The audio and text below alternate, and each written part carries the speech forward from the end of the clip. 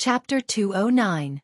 When the red armor was about to break through the ground and assassinate His Royal Highness, Wu Luding clearly felt that Li Chungang was distracted. Although the pressure on him did not decrease and the green snake sword aura that coiled around the sword was still 10 feet long, he knew that this was the best time to receive the sword.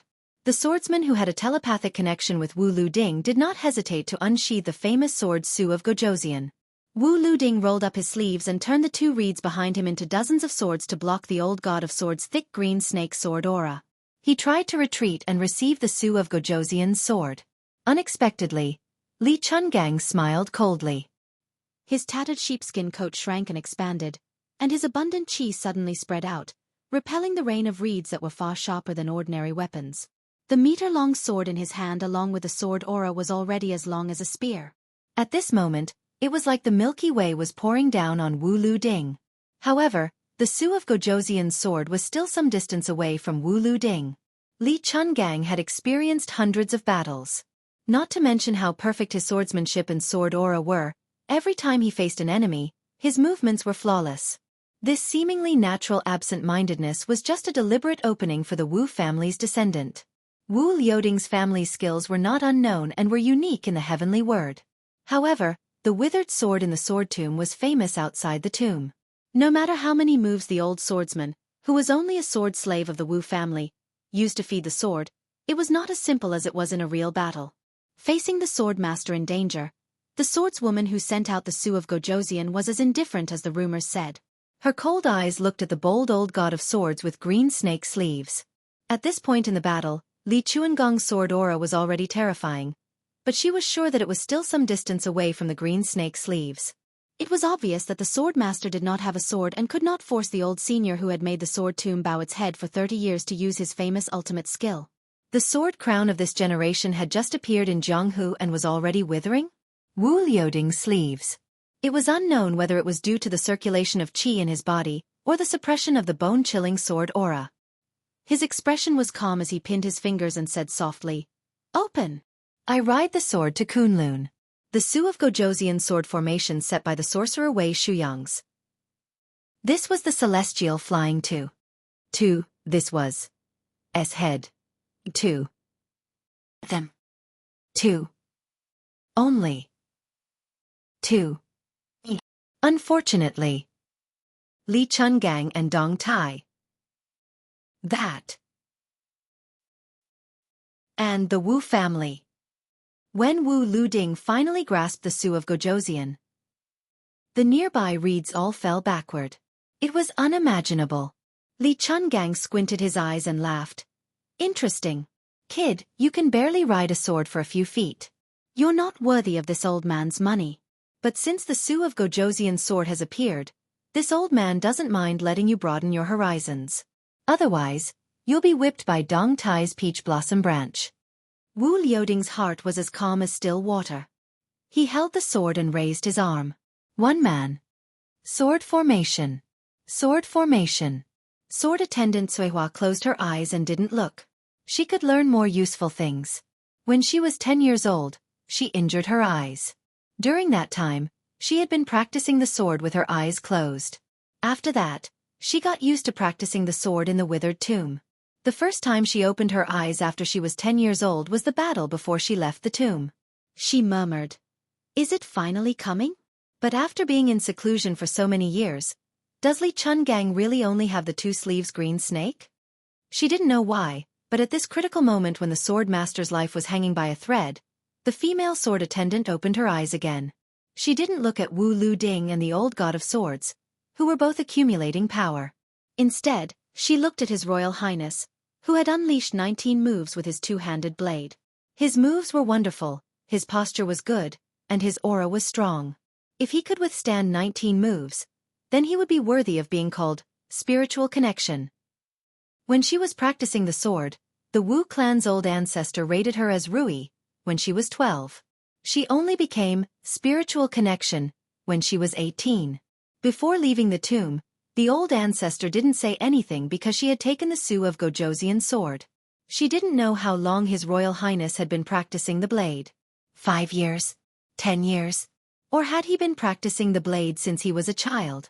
She suddenly tilted her gaze. She wasn't looking at the unworthy red armor, but at a young woman who had forced her way into the battlefield. She had black hair, green clothes, and green embroidered shoes, but she was holding a scarlet spear. She guessed that this delicate and pretty woman's name had the word green in it. When the sword attendant saw the woman throw the red armor to the side of the road with one strike of her spear, she pierced through the armor and lifted it into the air. She then pulled out her spear and pierced countless holes in the armor that had yet to fall to the ground. When the armor finally fell to the ground, she struck down with her spear and blasted the huge armor completely into the ground. The sword attendant was even more surprised. She slowly said, "Impressive spear skills. I heard that spear skills are divided into 7 grades. Wrestling strength, elongation, mastery, and extraordinary defense, Wei deification. In the past 100 years, only the spear Immortal King has reached the deification realm. But this woman should be Wei Yu, right? This spear, could it be Chana? Her spear is really fast, almost as fast as my sword when I was 20 years old. But she disregarded her life and reversed the flow of qi, damaging her blood vessels. How is that different from suicide?" If someone had heard her talking to herself and connecting His Royal Highness and Blue Bird to their respective moves, they would probably think that this woman was too conceited. But as a sword attendant who was qualified to obtain the Su of Gojoseon, it was hard to say whether she was conceited or confident. Go! Wu Lu Ding, who originally wanted to see if Li Chuangong's 2 sleeves green snake was still invincible after losing an arm, suddenly sheathed his sword. With a tap of his foot, he leaped 100 steps, pulled the sword attendant Chui Hua, and ran towards the reed marsh. When the sword attendant retreated, her footsteps were graceful, like a dragonfly skimming the surface of the water. She only frowned and didn't say anything. Chapter 210. With the Su of Gojoseon in his hand, Wu Lu Ding said bitterly, "I suddenly remembered that the 11th knew that I couldn't defeat Senior Li's 2-sleeved green snake. Since the red armor didn't succeed, if he doesn't hurry up and kill the Baelyong Crown Prince, he might not succeed again. Once he ignores the Baelyong cavalry, Senior will definitely kill me to save him. At that time, there might be more than just the 2-sleeved green snake. This sword can't be compared. I have to go back and practice with you. We won't be at a disadvantage in today's battle." The swordsman Cui Hua didn't seem to be disgusted by this sword crown prince's cowardly behavior. After listening to Wu Liuding's rough explanation, she softly said, "Oh." As expected, Wang Mingyin, who was ranked 11th in the world, saw the Fu general's red armor being destroyed by the female servant Qing Miao at the same time. He also saw Li Chungang preparing to finish off the Wu family's Jian Guan, who was brimming with talent. He forcibly withstood Ning Amei's saber strike and suffered a minor injury. Then he rushed toward His Highness the heir apparent. Looking at his posture, he was determined to kill Su Fengnian even if he had to endure the instant spear. Li Chungang turned around and ignored Wu Lu Ding. The sword force in his hand was like a green snake that was hundreds of feet long. It shot through the air. The world was overshadowed. As the green snake rolled and pounced towards Wang Mingyin, a huge crack appeared on the wide official road.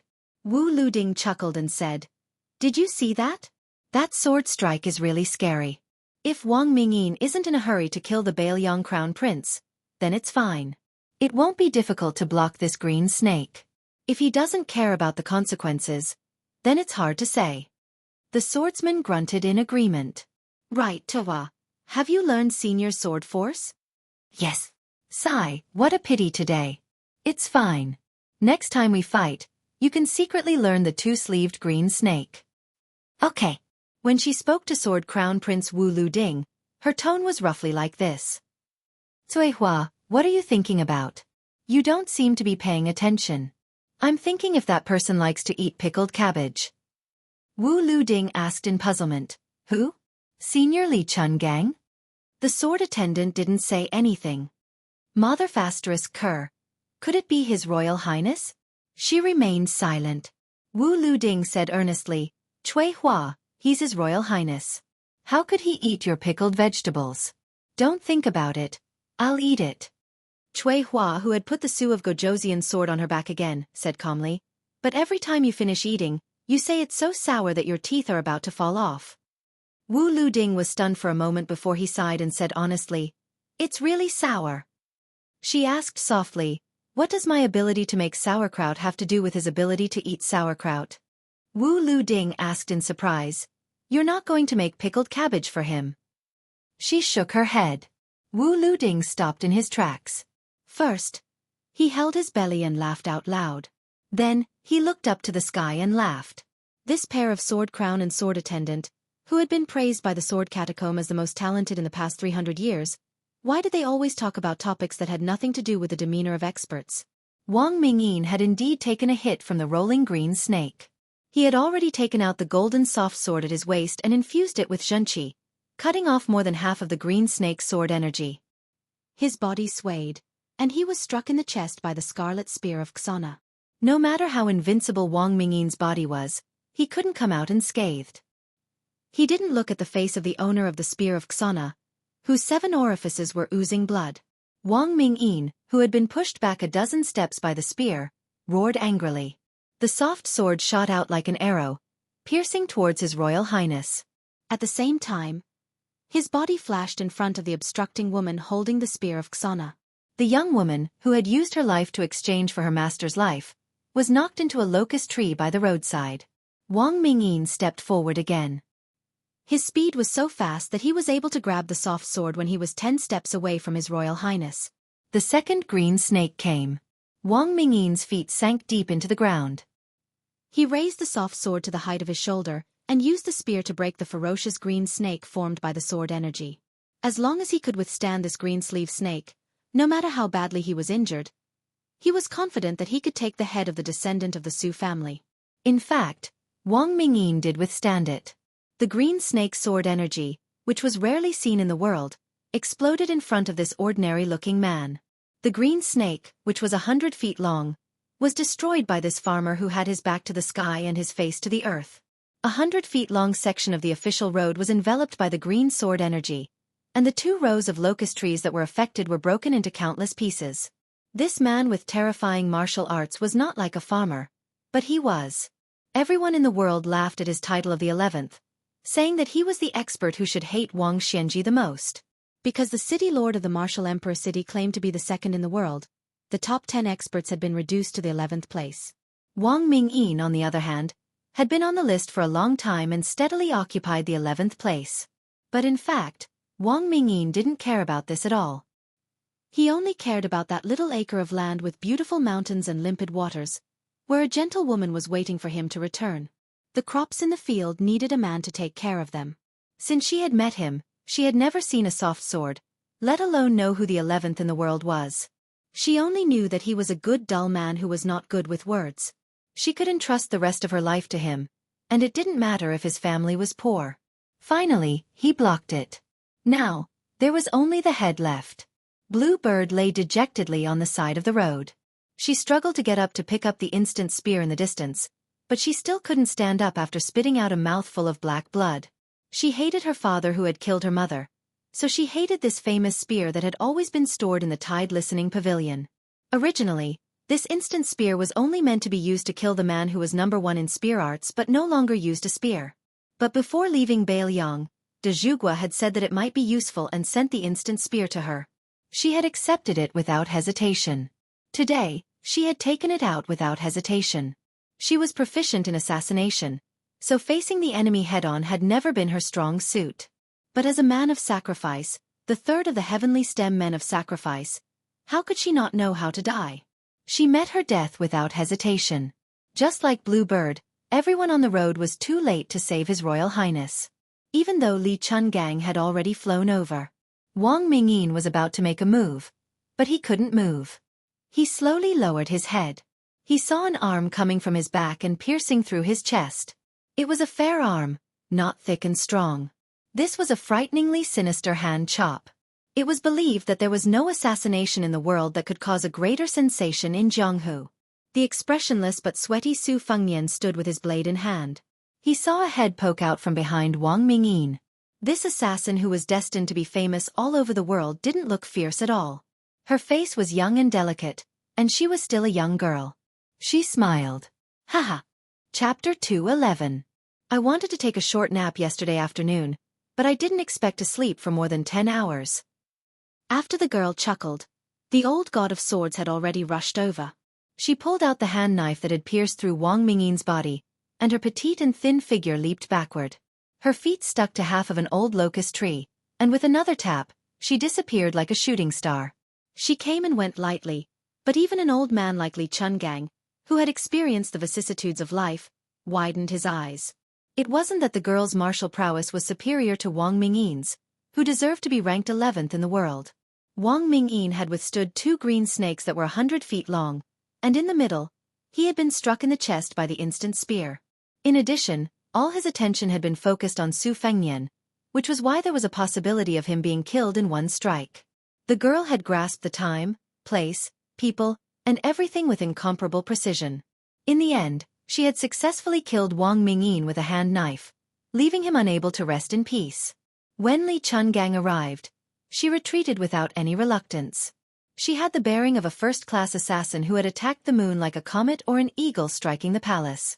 Su Fengnian didn't care about this. He silently came to the side of the snow-white blue bird, sat on the ground, and held her in his arms.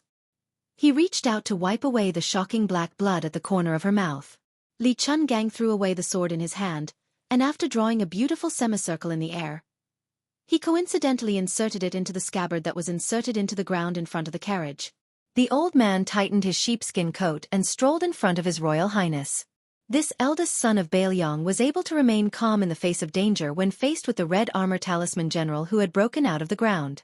Later on, he had to face Wang Mingyin, who was aiming for his head, and he still hadn't flinched half a step. But now, he was at a loss. He could only stare blankly at the maidservant in his arms, whose breathing was as thin as paper. The old god of swords sighed quietly, squatted down, and pinched the arm of the green-clothed maidservant with 2 fingers. He frowned and asked, "The girl who killed Wang Mingyin, is she your family's kamikaze?" Su Fengnian's answer, "Can she be saved?" Li Chuangong's expression was solemn as he tapped Bluebird's forehead with his finger, causing her to fall asleep. The old god of swords said slowly, "That depends on fate." This old man first sealed off her reverse flow of qi and blood. He only stopped her on the road to the Yellow Springs. As for whether she would be able to walk back to the world of the living, only heaven knows. Even the spear immortal Wang Xiao, who was at the peak of his qi and blood at the age of 40, did not dare to use the instant spear's overlord armor removal. "This little girl is really willing to sacrifice her life for you. Carry her back to the carriage first. This old man will see if he can inject sword energy into her to prolong her life. Don't let anyone disturb her for the time it takes for an incense stick to burn. Otherwise, even Qi Xuanzhen won't be able to save her." Su Fengnian smiled sadly. Xu Xiao, whose clothes were tattered and could barely cover her body, arrived in a panic. She seemed to have killed in the reed marsh until her eyes turned red.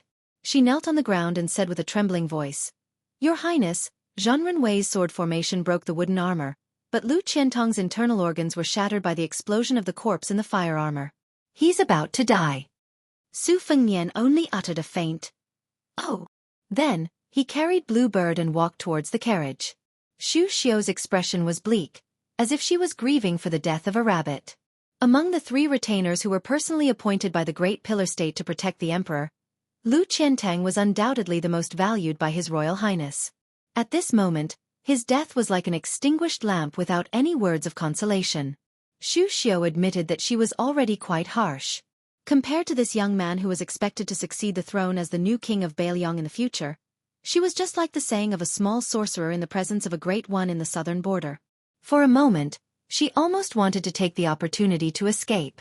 However, when she thought of the Great Pillar State's iron fist, Xu Xiao smiled sadly. Escape. The world was vast.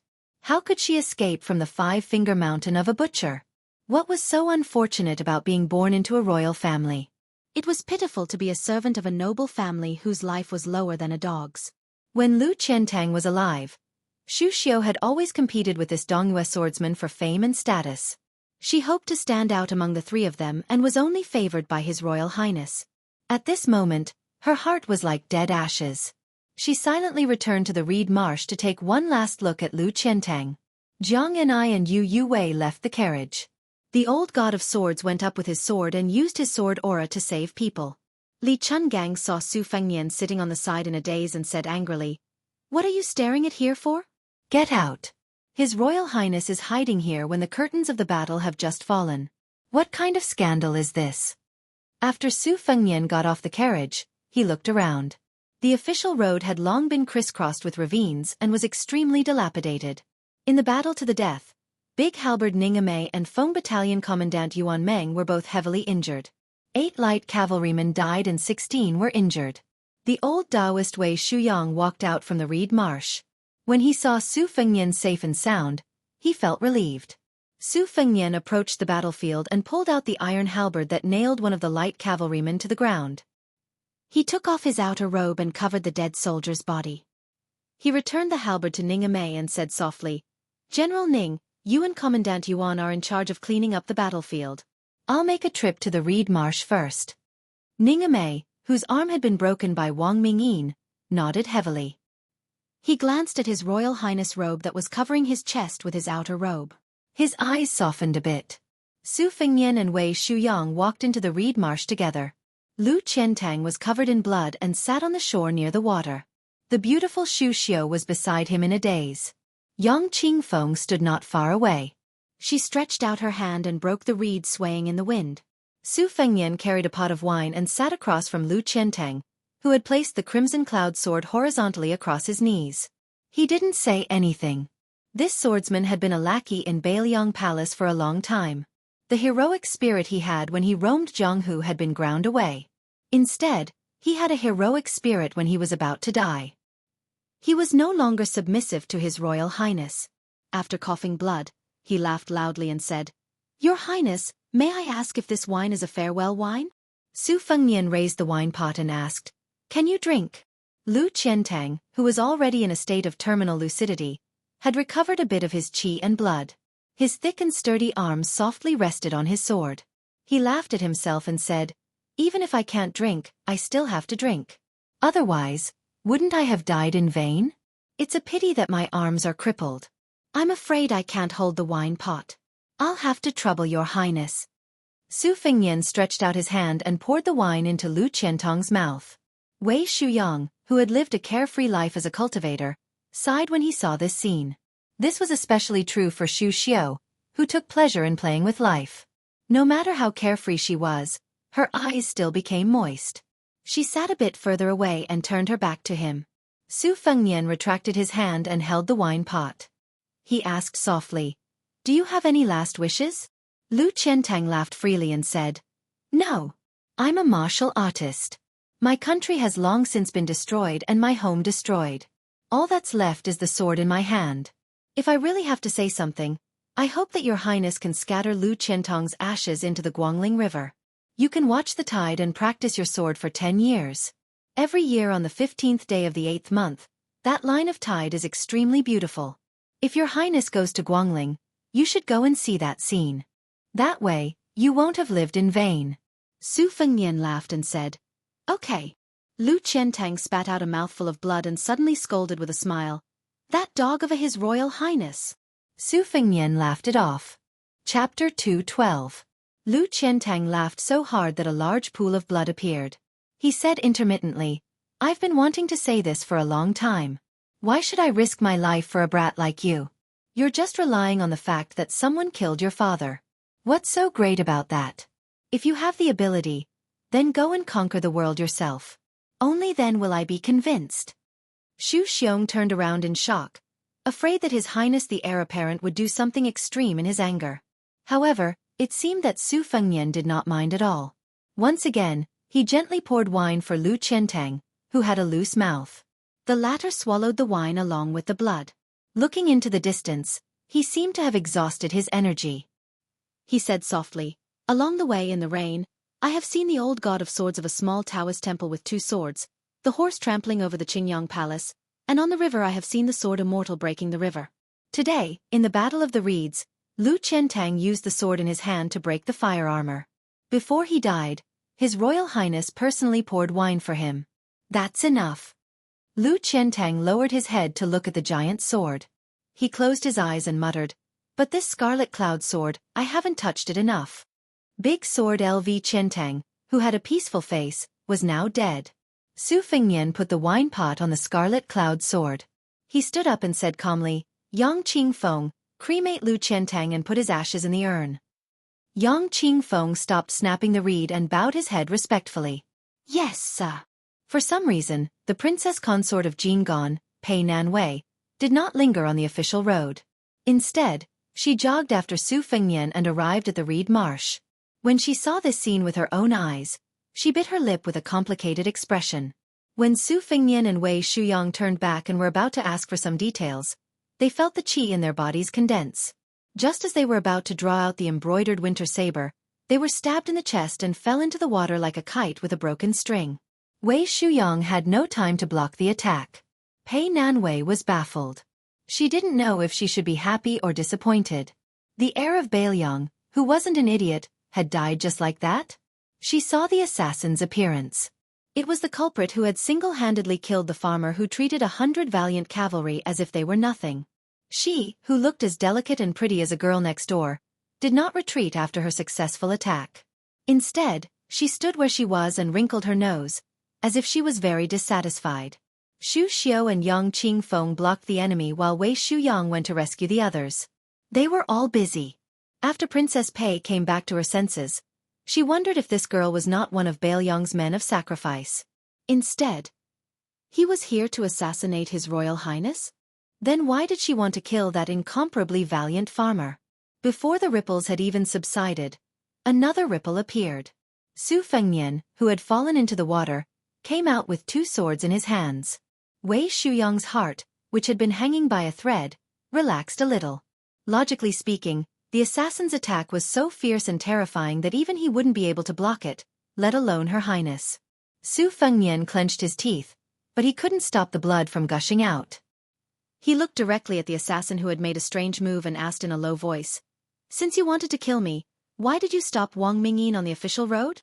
The girl laughed and rushed forward like a ghost, brushing past Xu Xiu, Yang Qingfeng, and Wei Shuyang. 2 of her fingers tapped on Su Fengnian's embroidered winter-spring thunder, and then she stepped on Su Fengnian's chest, sending him back into the water. Wei Shuyang and the others could clearly see His Royal Highness spit out a mouthful of thick blood. Just as Wei Shuyang was about to make a move, a strange black and white cat scuttled out from the reeds.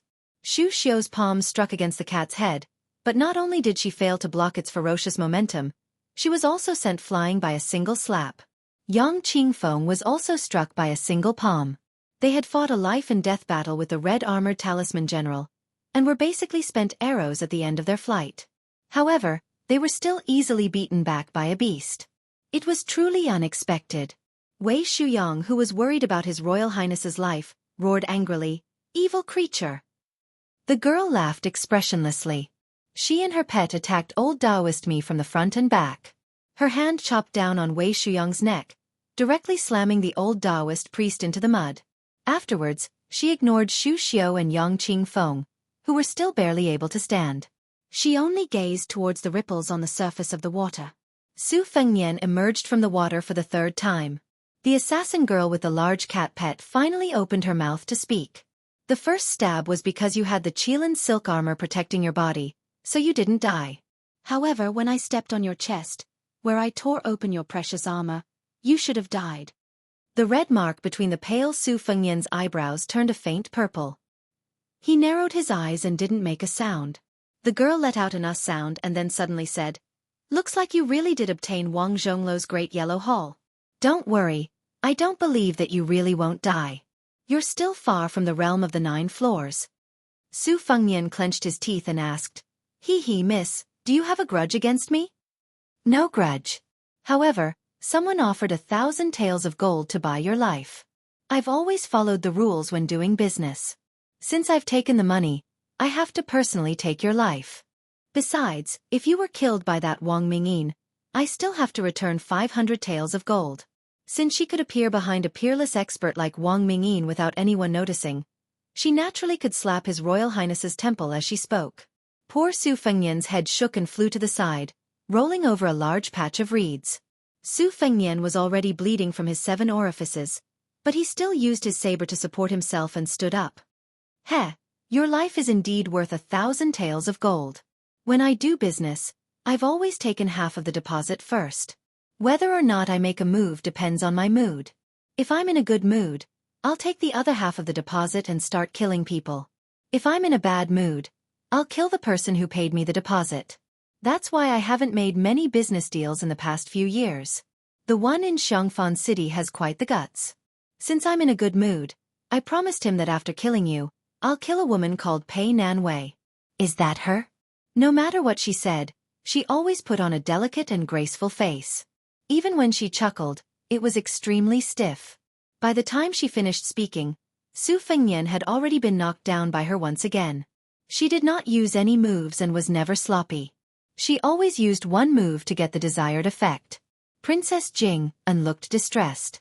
The girl walked slowly towards His Royal Highness, who was kneeling on one knee. She said softly, Su Fengnian, are you waiting for the secret death warriors of Bailiang Palace? Let me tell you, there's none left. Su Fengnian wiped the blood from the corner of his mouth with the back of his hand and smiled coldly. I'm not waiting. It's better to rely on myself than on anyone else. After standing up, Su Fengnian held the winter-embroidered saber in his right hand. Spring thunder in his left hand. His posture was extremely strange. The girl's expression turned solemn for the first time. Sword 1.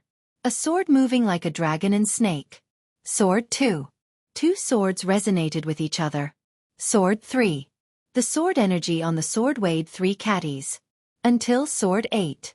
Sword 9's sword traveled 6,000 miles. Who in the world was more proficient than Su Fengnian in studying Sword 9's 9 swords? Especially Sword 9. Facing certain death, he used his dual sabers as swords. The reeds were filled with awe-inspiring sword will. Especially Sword 9, who was supported by the surging great yellow court at the end. His dual sabers faintly emitted a bright yellow sword energy. The girl blocked Sword 1 to Sword 8, which were 70 to 80% similar in form but only 40 to 50% similar in spirit. It was not strenuous at all. Only Sword 9, whose form was only 20 or 30% similar in spirit, finally disappeared and retreated. The old god of swords, Li Chungang, hurried over on the reeds. When he saw the last sword, he stood on top of the reeds like an immortal. He clicked his tongue and praised, one sword to achieve the great path. No matter how many techniques you use, they're all useless. Chapter 213. Su Fengnian stood by the lake in a daze, still maintaining the strange posture of holding spring thunder while embroidering winter. The old god of swords did not make a sound. After confirming that the young assassin had retreated far away, he floated down from the reeds. In martial arts cultivation, most people progress step by step, accumulating strength before achieving success. Even if one were to sail against the current, one would fall behind if one did not advance. Li Chungang himself was an example. After reaching the peak of his swordsmanship, he encountered a series of twists and turns, causing his mind to be unstable. Not only did he cross that threshold, but he also fell into the mortal world, becoming further and further away from the realm of earth immortals. However, there were some geniuses who were able to improve by leaps and bounds due to great opportunities. 100 years ago, there was Qi Xianxia, followed by the new heavenly phenomenon Wudong sect leader and the female Dharma king of Mount Lantua. Most of these prodigies sought an illusory and unparalleled heavenly Tao. If they could grasp it, they would become a dragon. If they could not grasp it, they would remain nameless for the rest of their lives and could not be judged by common sense. Geniuses who were slightly inferior, such as Wu Lu Ding, used battle to nurture battle and nurture their realm. His Royal Highness was generally similar to the sword crown of the Wu family, belonging to the category of breaking and then building. It was just that the realm of instant advancement was like a candle in a dark room. The light of a moment was fleeting and could not last forever. As for how much profound meaning one could comprehend afterwards, that would depend on one's luck and talent. Even someone as talented as Li Chungang could not escape this rut. So what if he occasionally unleashed an immortal sword strike? It was still too early. In the old god of swords' opinion, other than the unlucky Wang Mingyin who was assassinated, among the 9 top experts in the world, perhaps only Wang Xianji had reached the realm of earth immortals. Dong Tai was probably not much different from his peak when he first came to Mount Longhu, but he was still a hair's breadth away from the realm of earth immortals. It seemed like a hair's breadth, but it could be 1,000 li. The path of martial arts truly had no end. Su Fengnian exhaled slowly. After a bloody battle where his life was hanging by a thread, he did not feel the slightest bit tired. The Grand Yellow Court was indeed wonderful beyond words. He turned around to help Wei Shuyang up. Old Taoist Mi's face was filled with guilt. Xu Xiu and Yang Qingfeng each had their own duties. Xu Xiu followed closely behind, while Yang Qingfeng stayed behind to deal with Lu Qiantong's funeral. The old divine swordsman stepped on the reeds and took the lead to leave, free and unfettered. Pei Nanwei was once again dazzled by the twists and turns of the day. Today's twists and turns had almost overturned the 30 years of peaceful life of this Princess Jing En. The old man wearing the sheepskin coat had an unparalleled swordsmanship. The 100-zhong long green snake was incomparably magnificent. The Phoenix Battalion's light cavalry did not retreat in the face of the peasant men. The two generals even more so. The green-clothed maidservant's red spear had reached perfection, risking her life to save her master. The seemingly invincible farmer was killed by a strange girl who used her hand as a knife. On the official road and among the reeds, the absurd Bailiang His Royal Highness brazenly attacked twice. How could he be the good-for-nothing foppish son that the rumor said he was? Clearly, he was very familiar with killing and repelling the enemy. Pei Nanwei walked behind Su Fengnian and softly said, "I finally know why Zhao Heng did everything he could to kill you." Seeing that Wei Shuyang was really unable to walk, Su Fengnian, who had gently carried the old Taoist on his back, coldly said, "Princess Pei, this prince is thinking about how to deal with you, so I advise you to speak less. Since Zhao Heng doesn't care about your life or death, I don't mind having another head on the ground. In any case, enough people have died today." Zhao Heng said that he would send nephew 1,000 li away, but in the end, he sent Wang Mingyin to see me off. If nephew sends Princess Jing An's head back, I believe that Uncle King of Jing An will be very touched. Pei Nanwei immediately kept quiet out of fear. Su Fengnian's tone suddenly became gentler, but it wasn't because Princess Jing An deserved this treatment. Instead, he softly asked a retainer whose status was far inferior to Pei Nanwei's, "Xu Xiu, if you want to leave, I won't stop you. Moreover, I'll explain to Su Xiao on your behalf." Xu Xian didn't seem to have expected that the cold and shrewd His Highness the Crown Prince would say such frank and honest words. She was stunned for a moment before looking at the back of the figure whose robes were stained with dust and blood. In a soft voice, she said, "Your Highness, will there still be such a situation in the future where you have a slim chance of survival?" Su Fengnian looked up at the sky and nodded. "Not necessarily. If there is, it will most likely be more dangerous than today. If you don't leave today, I won't hesitate to use you as a chess piece that I can discard at will." Xu Xiu made a sound of agreement. A light breeze blew past, carrying with it the faint fragrance of reeds. Xu Xiu, who loved to look beautiful, reached out to smooth out the messy hair on her forehead. She looked at the sky with His Royal Highness and smiled. "If I don't leave, will there be any benefits? Your Highness should also know that Xu Xiu is this kind of unscrupulous person." Unexpectedly, Su Fengnian stopped in his tracks and turned his head with a smile. "I already knew that you've been coveting this heir's body for a long time, but this matter, I really can't agree to it right away." Wei Shuyang, who was seriously injured but still conscious, reached out to stroke his beard. He smiled but didn't say anything. Xu Xiu, whose secret had been exposed, blushed when she heard this. Then, she laughed until tears came out. Su Fengnian looked at the charming and flirtatious woman in front of him and smiled. "Xu Xiu, you're actually very beautiful, really." Xu Xiu had the rare courage to tease. All of Bailiang knows that His Royal Highness always speaks the truth when he's in bed. Chapter 214. Su Fengnian walked on the lush green path. From time to time, he would stretch out his hand to push aside the messy reeds. "You're really not leaving?" Xu Xiu smiled. "I'm thinking," she replied. Su Fengnian hesitated for a moment, then said, "If you want to leave, I'll give you silver. If you want secret manuals, I'll give you secret manuals. If you don't leave, Xu Xiu, let me ask you, do you want to be a princess consort?" Xu Xiu's heart trembled. She cautiously asked, "Princess consort?" Su Fengnian nodded. Princess Jing and Xu Xiu probed. With Princess Consort's devastatingly beautiful appearance, it would still be very difficult for her to disguise herself. Su Fengnian grunted in acknowledgement. This had only just aroused Xu Xiu's curiosity, which was as strong as a pond of reeds, but she didn't say anything else. At the same time, he treated Princess Jing and Pei Nanwei as if she was nothing. Wei Shuyang felt that it wasn't proper for him to be carried on His Royal Highness's back. He said, "Your Highness, this old Taoist can walk on his own."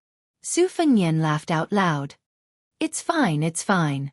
When I was young, I always had Grandpa Wei carry me on his back in the tide listening pavilion. This time, it's my turn. Wei Shuyang sighed. His smile was full of vicissitudes of life. Pei Nanwei and Xu Xiu each had their own thoughts as they quietly walked behind the old and the young. The wind rose and fell and the reeds swayed. Finally they reached the end of the path. The official road was full of silent killing intent. Su Fengnian first placed Wei Shuyang in a carriage. In front of him lay Blue Bird, whose life was uncertain, but seeing his calm demeanor, Su Fengnian let out a sigh of relief. He ordered Xu Xiu to lead some people to carefully collect the talismans and red armor. Finally, he walked over to Wang Mingyin's corpse and squatted down. He had only heard Su Xiao mention briefly about the attack and defense of Xiangfan. Although Wang Mingyin was the younger brother of Wang Yangming, the Confucian general of Xiangfan, he had a deep understanding of the Spring and Autumn Kingdom War. Back then, he had tried his best to persuade Wang Yangming to abandon the city and live in seclusion with him. However, that soldier of Shangyin was determined to sacrifice himself for justice.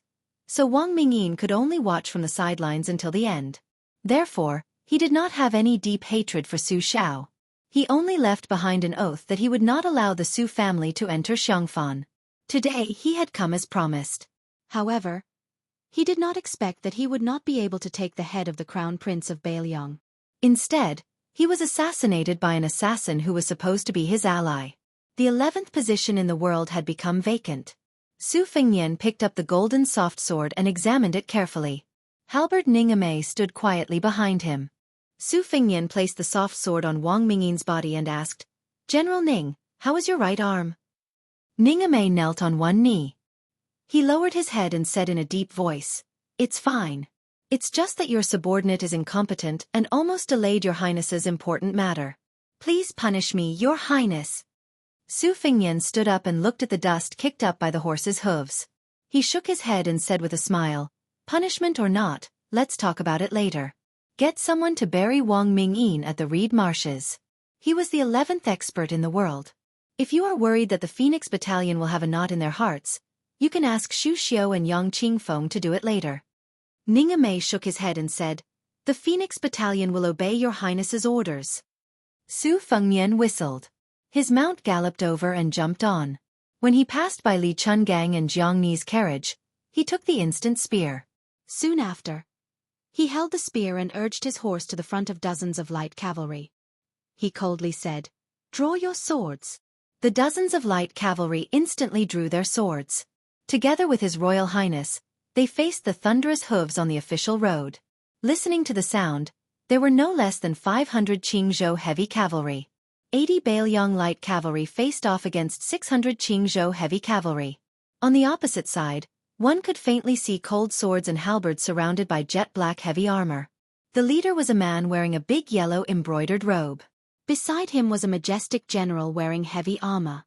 In his hand was a silver pear-blossom spear with red tassels.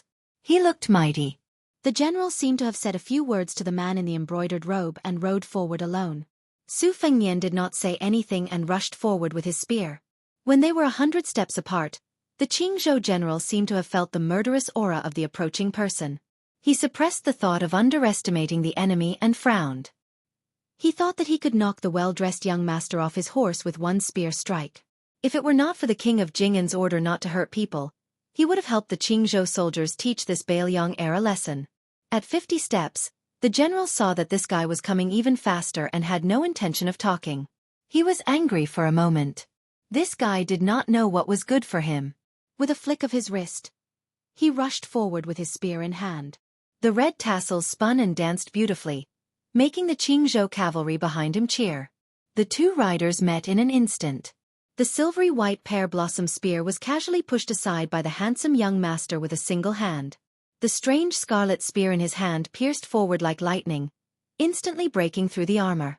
The spear curved in a stunning arc, forcefully pressing against the chest of the burly military general. When the two riders passed by each other, the general with the broken armor on his chest was sent flying by the spear and fell on the official road. The young master with the white horse and red spear raised his spear again and stabbed the general to death on the spot. His head was split open. The slow white horse leisurely turned in a circle and once again faced the 600 Qingzhou elite cavalry. The young master with the spear in his hand shook slightly and threw a string of eye-catching blood beads on the ground. He looked at the gloomy man in the embroidered robe and said with a smile, "Uncle King of Jing'an, looking at this display, are you really going to send me off 1,000 miles?" Chapter 2:15. The young master was dressed in luxurious clothes, riding a white horse and holding a red spear. After killing someone in front of the formation, he was still talking and laughing, making the 600 Qingzhou heavy cavalry tremble. It had to be known that the general who was stabbed under his horse was one of the top 3 fierce soldiers in Xiongfan. Unexpectedly, he was killed by a single spear strike. Moreover, the person sitting on the horse in front of him was the Grand Prince of Jing'an. Among the 6 vassal kings, he was only ranked behind the Prince of Yan and Prince of Guangling. This northern Liang Shixi, regardless of his family background, was still a member of the younger generation. He was not in northern Liang's territory, so how could he dare to be so impudent? How dare he defy the king of Jing'an, who was regarded as a god by the people of Xiongfan? For a moment, the 600 direct descendants were enraged. As long as the master in the embroidered robe gave the order, they would rush forward and crush him. Not to mention that he was the heir of Bailiang. Even if the king of Bailiang was here, so what? Did he really think that all the cavalry in the world were embroidered pillows? Bailiang claimed to have 300,000 cavalry, and Qingzhou was the first to disagree. The king of Jing'an wore a yellow embroidered robe with 5 claws sitting on a dragon. The color was noble and superior to the blue and white ones. The embroidered robe was of the highest quality. Just the embroidered robe alone was half a grade higher than that of the Guangling king. It could be seen that His Majesty the Emperor treated this brother who had participated in the struggle for the throne with him very well. Prince Jing'an's appearance this time was finally free of his prayer beads. Unlike Prince Guangling, who grew fatter as he aged and appeared slightly bloated in an embroidered robe, Zhao Heng's embroidered robe fit him perfectly. He slowly raised his hand and waved it behind him. The 600 heavy cavalry instantly retreated in an orderly manner. There was no stagnation in the formation. It was clear that he was familiar with battle formations. After the heavy cavalry retreated 50 steps, Zhao Heng lightly squeezed the belly of a Fergana horse from the western regions and slowly moved forward. He ignored the corpse and the blood-stained red spear and calmly said, "No matter how brave and good the 80 light cavalry is, they can't stop 600 Qingzhou heavy cavalry. Indeed, they can't stop them, but 80 cavalry in exchange for 200 lives is still doable." Su Fengnian did not care. He narrowed his eyes and stared at his uncle, the king of Jing'an, who was scheming to kill him. In the city of Xiongfan, they could talk and laugh with each other. But here, they had already shed all pretense of cordiality. Su Fengnian was in a desperate situation and was full of hostility. Especially after he had suddenly digested a large amount of Dehuang Ting. The hostility that he could originally suppress was amplified countless times. This was why he had the ruthlessness to kill the general of Qingzhou with his spear. However, Su Fengnian was not completely ignorant of military affairs. He was also not so arrogant and ignorant as to think that 80 cavalry would be enough to defeat 600 of Qingzhou's armored soldiers in a battle to the death. It was just that even if he lost in terms of strength, he would not lose in terms of formation. Moreover, in today's battle outside the Reed Marsh, the military armor was just icing on the cake. It was destined that it would not affect the overall situation. Therefore, when the king of Jing'an led his troops here, it was tantamount to using him as a gift to win the hearts of the light cavalry. Su Fengnian was happy to accept it. He had already told Yu Wei that if he wanted to win the hearts of the people, giving small favors would not help matters at all. Therefore, even when he was rescued by Wu Luding on the river, Su Fengnian did not really think that he had successfully captured the loyalty of the 100 cavalrymen, including Ning Amei. Bailiang was known to have 300,000 cavalrymen. Naturally, it was not because all of them were mounted soldiers. True cavalrymen only made up 1/3 of the cavalrymen, and elite cavalrymen only made up 1/3 of the cavalrymen.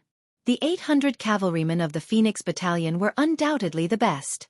The more outstanding a soldier's strength was, the harder it was for a mediocre general to tame them. Su Zhao's treacherous decision to send 100 cavalrymen to accompany his son was not only to show off and protect him, but also to test him. If he could not even control these 100 cavalrymen, how could he face the 300,000 new and old soldiers in the future? It was not only Su Zhao. As long as it was a large family with many branches and leaves, they would constantly examine and weigh their successors. Not to mention the nobles who were born in the palace. Even if one day they finally became the crown prince, they would not be able to do it once and for all. Zhao Heng chuckled and did not comment. There was no longer any pretense of friendliness on his face. This vassal king's aura was finally revealed. The royal family was originally more responsible for the fate of the world. The wise men of the world said that one could become a dragon in the face of a storm. This was not nonsense. The Confucian school focused on cultivating qi, and the Taoist immortals had the ability to seek the dragon's qi. However, those who had the innate qi of the dragon's qi might not be able to ride the storm. Most of them were imprisoned by various kinds of opportunities, causing them to be muddle-headed and gloomy. Success was in the hands of the heavens, planning was in the hands of man. This was the wonderful meaning of the way of heaven and the way of man. As for the saying that man could conquer the heavens, it was often misunderstood by people. In fact, the original meaning was that man could conquer genius. In front of the battle, Zhao Heng asked calmly, "Wang Mingyin is dead?" Su Fengnian nodded and said with a smile, "The 11th in the world lives up to his name. Fortunately, I have the two-sleeved green snake Li Chungang by my side." He secretly reminded this vassal king that although the 80 Bailiang light cavalry could not stop them, there was still the old god of swords who could not be judged by common sense. Zhao Heng did not seem to be surprised by this. Wang Mingyin was originally a man of sacrifice. Even if he succeeded in escaping, Zhao Heng would not allow him to escape. From the moment Wang Mingyin agreed to come to Xiangfan, his fate was sealed. This was also the reason why Jianghu masters were usually unwilling to get involved in court battles. In the end, they could not defeat the army's net of swords and halberds. So what if 100 people were against 1,000 people?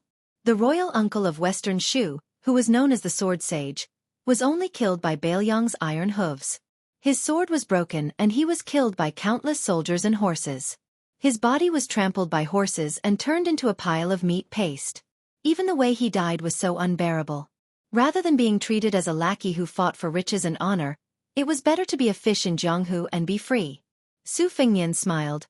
It is not strange that Wang Mingyin came to Xiangfan, but it is a little girl riding a big cat. This is a pleasant surprise for me.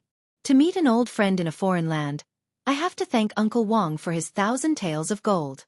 If it was not for Uncle Wang's extravagant spending, how could I see her true face? Ha! He could not help but imitate the young female assassin and laugh. Zhao Heng heard this and finally sighed quietly. However, there was no haze on his face. Instead, it was as if he was suddenly enlightened. If he, Zhao Heng, was a person who could not afford to lose, how could he live to this day? Besides, this time he lost the Battle of the Reed Marsh, but he did not lose the secret battle in the court and instead won. Was this the only person in the world who was allowed to hide?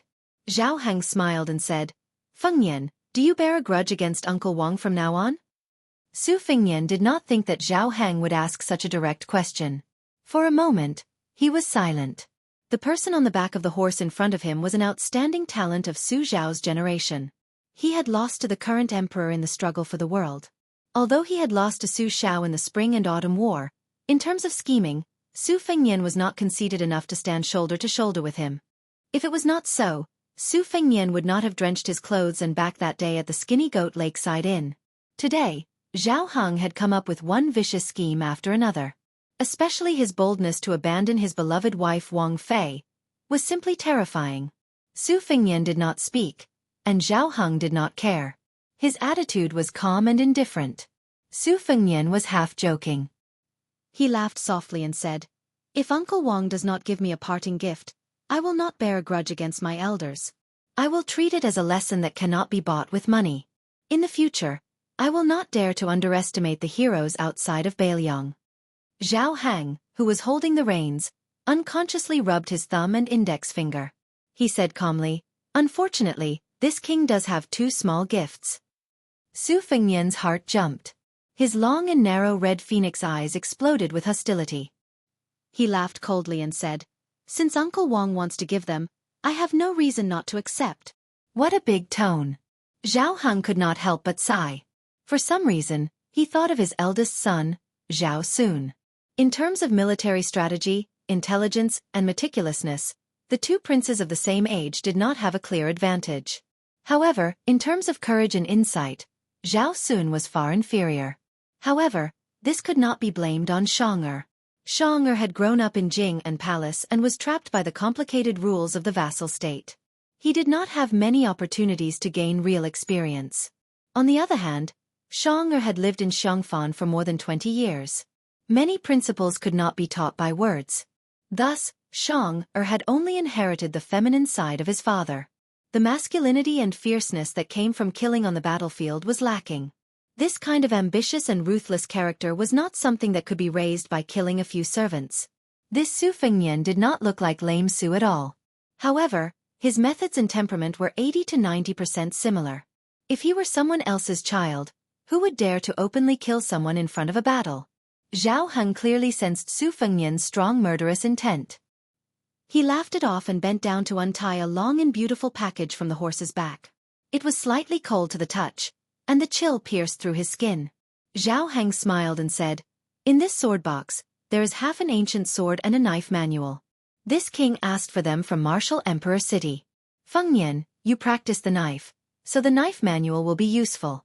As for the ancient sword, there is no harm in telling you directly. I originally intended to give it to Old Sword Godly after seeing you off." Su Fengnian was shocked and asked, "Half a wooden horse cow?" King of Jing'an looked up to the sky and laughed. "That's right." Zhao Heng then looked straight at Su Fengnian. For the first time, he did not conceal his murderous intent. He said coldly, "Do you believe that this king is the only person in the world who can ask that Earth Immortal to leave Martial Emperor City?" Su Fengnian raised the tip of his spear that was originally pointing downwards slightly. He smiled and said, "I believe." Zhao Heng's murderous intent disappeared in a flash. His expression returned to calmness and serenity, and there was even a trace of a hero's loneliness. He threw the sword box to Su Fengnian, turned his horse around, and said in a flat tone, "The knife manual is the only secret manual that exists in the world. It is nameless, but that person has destroyed countless top swordsmen in his life. You can imagine the importance of this knife manual. Su Fengnian, in the future, if Zhao Sun has the opportunity to leave Qingzhou, whether it is to go to Bailiang or to return to that city, I hope that you will not forget to give me a small gift today. Whether it is me or Su Xiao, we are both old people. In the future, it will definitely be you who will come to the stage to stir up the clouds and rain with one turn of the hand. The grudges between your father and I can be considered to have ended cleanly today. You must know that going against the flow of the situation is like drinking wine, but going with the flow is like pouring tea, am I right?" Su Fengnian reached out to take the sword box that contained half a wooden horse cow. He hugged it in his arms and did not say anything. King of Jing'an, who was wearing a large yellow embroidered robe, rode away, leaving behind a cloud of dust. Su Fengnian silently turned his horse around and returned with his spear and the box. The 80 riders' eyes were burning with passion. The horse formation immediately opened up a small path in the middle. Su Fengnian rode past and said softly, "Put away your knife." Chapter 216. From the beginning to the end, the king of Jing'an, Zhao Heng, never mentioned the princess consort Pei Nanwei. It was true that nobles were emotionless and thinner than paper. After Su Fengnian dismounted, he approached the corpses of the Bailiang light cavalry and the wounded. He stuck the spear into the ground and walked to a young cavalryman whose wound had been personally bandaged by Yuan Meng. He squatted down and took over Yuan Meng's work. All the light cavalry could clearly see that His Royal Highness's movements were skillful, especially when he lowered his head and bit the knot tightly. Even Great Halberd Ningamei was moved. They had some understanding of His Royal Highness's nature on their journey. He had risked his life to save people at the gates of hell, but after that, he had never been courteous to anyone on the ship. Later on, during the battle with the Qingzhou Navy, he had led the charge. Did he shrink back at all and damage the spirit of the Bailiang army? Even the king of Jing'an's son was thrown into the water like a drowning dog. Who would dare to say that if he had been there, he would have hung the deputy commandant of the Eastern Forbidden City from Gu Jiantong's old subordinates on the city wall? Today, not to mention how domineering he was when he used his blade to save himself, the Phoenix Battalion was shocked by his amazing blade skills. Just now, he had personally led 80 cavalrymen to face 600 heavy cavalry, and even stabbed the Qingzhou general to death with his spear. Before the battle, he only said that he was going to draw his blade. After the battle, he only said that he was going to withdraw his blade. How similar was this temperament to the king of Bailiang?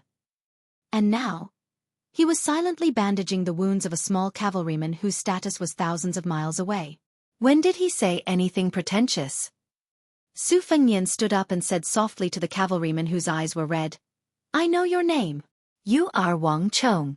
When I was practicing my blade skills at the bow of the ship on the Spring God Lake, you were on guard duty. Su Fengnian paused for a moment and said, At that time, the one who was on night duty with you was called Lin Hang. He died in battle, stabbed to death by Wang Mingyin's halberd. I remember when you were quietly arguing with him at the bow of the ship, Lin Hang spoke up for me, saying that I didn't practice the saber for show. It's a pity that he died. Su Fengnian stood up and took out the instant spear. He walked towards the carriage and said calmly, I hope I won't die again.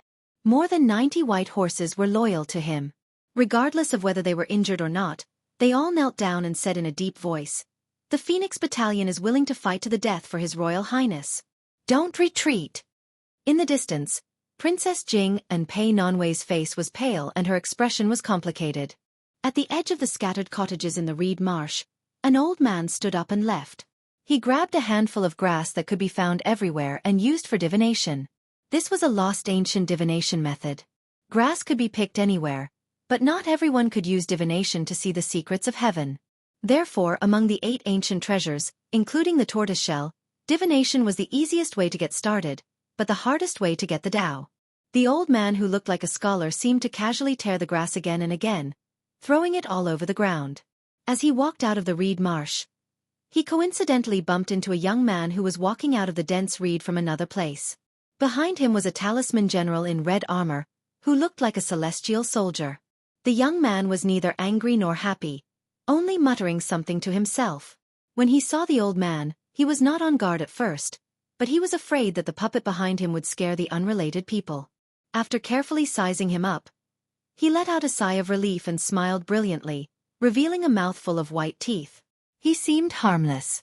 He stopped, obviously wanting to let the old man go first. It was hard to say whether he loved the young, but he was full of respect for the old man. The old man did not seem to take it to heart. When they brushed past each other, he said softly, Xueqi, did your mother tell you that before she gave birth to you, she dreamed that the sky opened up and 4 celestial beings arrived with the sun in their hands? Believe it or not, when you were born, this old man saw with his own eyes that the red sun rose in the night and the red light surrounded the room. As for the white snake you killed when you were 6 years old, it was rumored to be the young son of the White Emperor, but it was fake. It was just to prove that the Red Emperor of the Imperial Astronomer killed the White Dragon. This old man deliberately teased that old fool Nan Huayu. Xueqi was dumbstruck with his mouth wide open. He then trotted behind the old scholar and asked with a smile, Old mister, you know my mother? The old man chuckled and joked, Don't worry, I'm not your grandfather. Xueqi did not know whether to laugh or cry. He waved his hand to hide the red armor that could defeat 4 golden armor. He was not the least bit afraid that the mysterious old man had ulterior motives. He said shamelessly, It's good that you're my grandfather. Old mister, why don't you tell me about my mother's past? The old man did not stop walking and shook his head. It's full of sad and tragic events. What's there to say and what's there to hear? Stories are stories of the past. It's useless to talk about them. Xueqi flattered, Hey, old mister is really knowledgeable. No wonder the southern supervisor was deceived. This explanation of the story is really interesting. The old man laughed and scolded, You little brat, you still don't know that Nan Huayu's surname is Nan Huai and not Nan. That old guy couldn't wait to give his granddaughter to you. Xueqi exclaimed and blushed with shame. I really didn't know that the southern supervisor's surname is Nan Huai. There's such a strange surname? The old man waved his hand and said bluntly, Stay away from this old man. You little brat. Your aura is too strong. Don't make this old man unable to play chess in the future. In the past 20 years, only a little girl with the surname Jiang can surpass you in terms of providence in the world. Xueqi still acted as if he did not have any ulterior motives. He shamelessly followed behind the old man as if he had picked up a treasure on the road. Chapter 217. The old man looked back and said, The Zhao family is lucky to have a kid like you. Just now, I was talking to a little girl in the reed marsh. You go to the Carp Guanyin temple 10 miles away. She will go there alone later. If she sees the fire in the reed marsh, you must stop her. The second daughter has the second class of the 36 ranks of women, a young phoenix. You can keep her by your side as a little wife. You have lost 4 red armor talisman generals in a row. If you can get her help, it will be no different from 40 red armor talisman generals. She and a few others will be the top figures in Jianghu 10 years later. In the previous 100 years, there were only 2 or 3 Earth Immortals. These 100 years have been strange. Let me count with my fingers. 4, 5, 6, 7, at least 7. Plus your old enemy, it might be 8. TSK. It will be a lively scene rarely seen in 1,000 years. All of this is thanks to 2 people. One of them is far away in Beimang, and the other is right in front of us. It's you. Xueqi, you didn't reincarnate in vain. How can the crown prince of Beiliang win? This old man is very curious. The seemingly simple-minded young man smiled and asked, Old mister, is the world going to be chaotic again? More chaotic than the spring and autumn war? Was he talking nonsense, or did he hit the nail on the head? The old man glanced at him indifferently and said, This old man says yes and he says no? Can't you wait for it yourself? Xueqi said with a bitter face, I'm afraid I won't live to see that day. The old man sneered and said, You're so tacky that it's interesting. Xueqi, who was jogging all the way, scratched his head and said, It's not interesting. I'm used to being poor when I was young, so I'm just timid. But I see that old Mr. walks like a dragon and a tiger.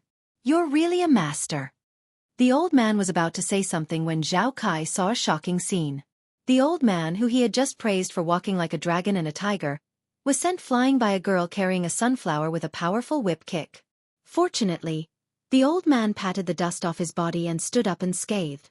He probably didn't have the face to talk about anything in front of Xueqi, so he quickened his pace. An even more absurd scene appeared.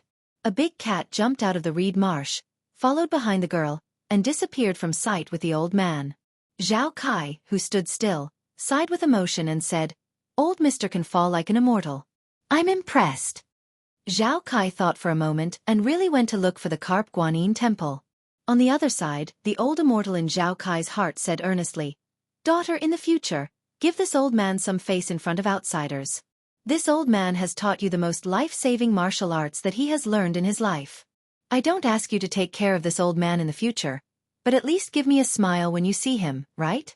The girl with a sunflower on her shoulder and a burly cat behind her hesitated for a moment before she forced a stiff smile with a serious expression. The old man said helplessly, Forget it. What followed was the old man talking to himself, asking but not answering. I told you that Beiliang's son is not easy to kill, but you didn't believe me. Now you've failed, right? It'll be hard for you to find another chance. As for King of Jing'an, don't look for trouble with him. Zhao Heng still has some ability and luck. Old Monster Wang has no children in his life. In the past, he made an agreement with the late emperor that he only recognized Zhao Heng as his half-adopted son. If it's not unexpected, the Jianghu will be like the scholars of the past 100 years. Talents will compete for supremacy.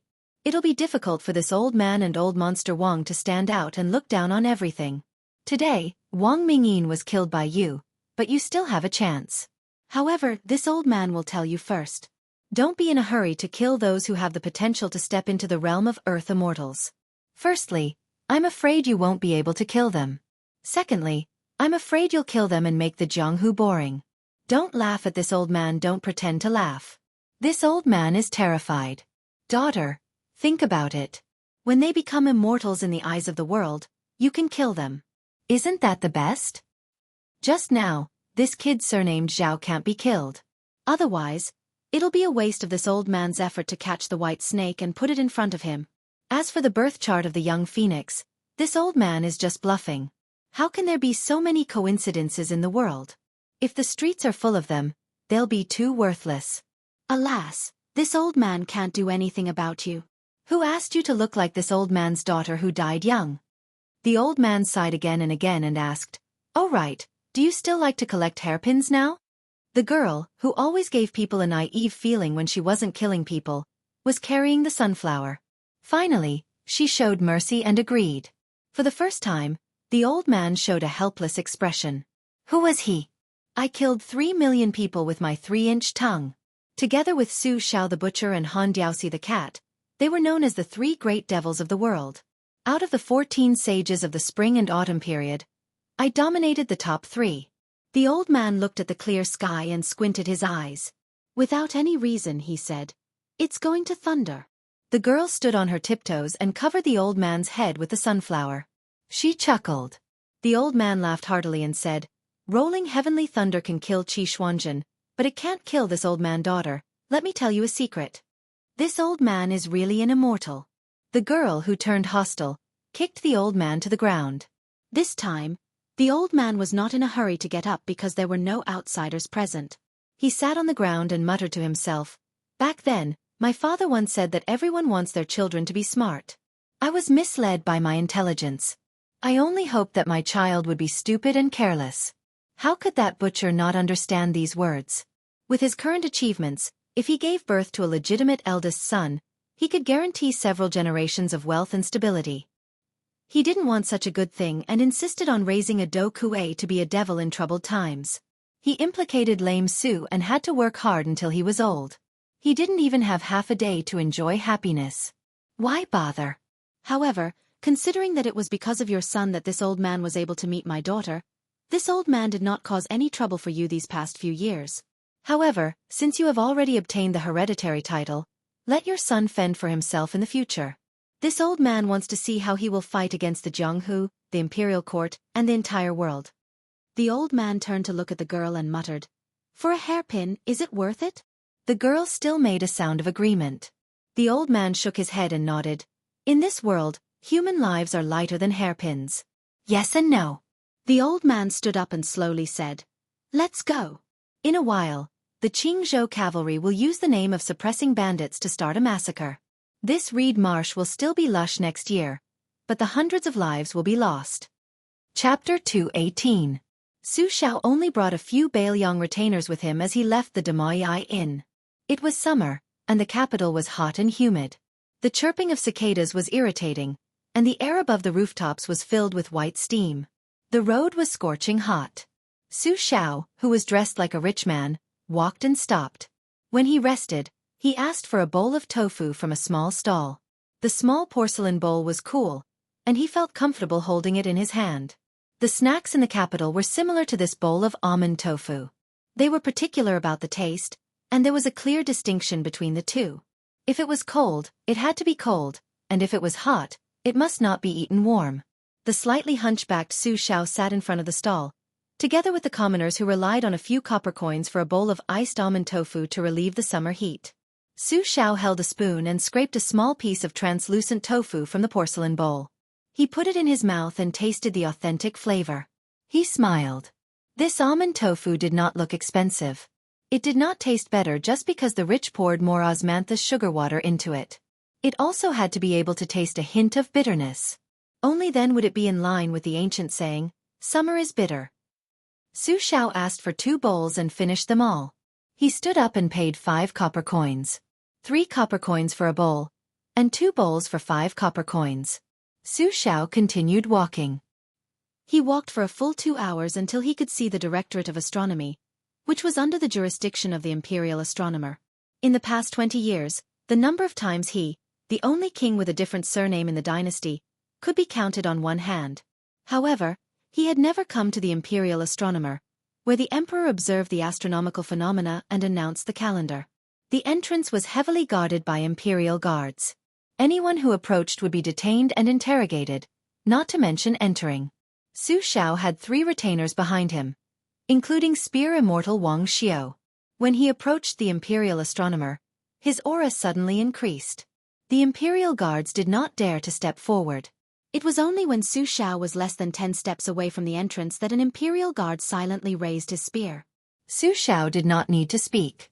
The world's top spear expert Liu Yanbing angrily shouted, "How dare you!" Holding a spear in front of Liu Yanbing was really a joke. As for blocking the king of Bailiang, who could carry a sword into the palace, it was even more of a joke. However, this was the duty of the imperial guards. Furthermore, the imperial astronomer was right in front of the emperor. The imperial astronomer's prison guards were used to the respectful treatment of visitors. Even after being reprimanded, they did not move an inch. There were even some imperial guards who slowly drew their swords. The imperial astronomer was an important place in the dynasty. Even the important figures of the ministers and aristocratic families would not dare to trespass. Just like Su Xiao, a plain-looking young woman walked out of a group of visitors who came in light. She said gently, "Don't be rude to the king of Bailiang." After the imperial guards saw the young woman's face clearly, they didn't dare to look at her anymore and immediately knelt down. Just as they were about to open their mouths and shout, the young woman softly said, "Forget it." Su Xiao turned his head to look and was slightly surprised.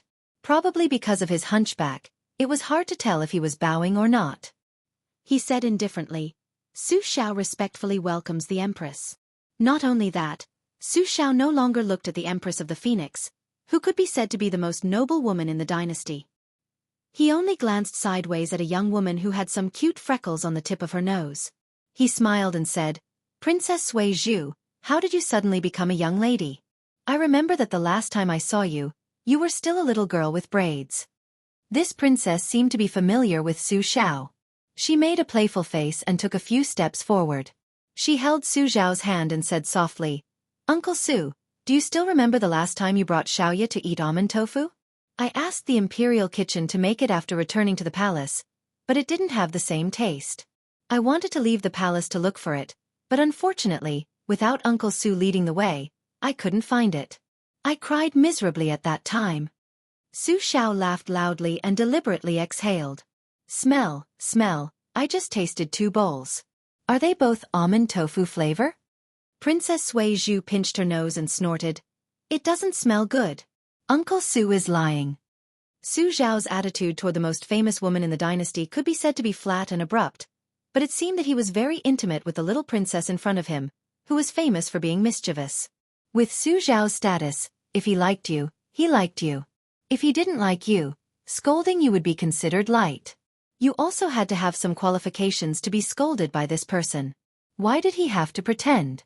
In his life, Su Xiao had scolded the old Grand Secretary, the teacher of the current Grand Secretary Zhang Julu, General Gu Zhentang, the Duke of Huainan, and even the King of Jing'an.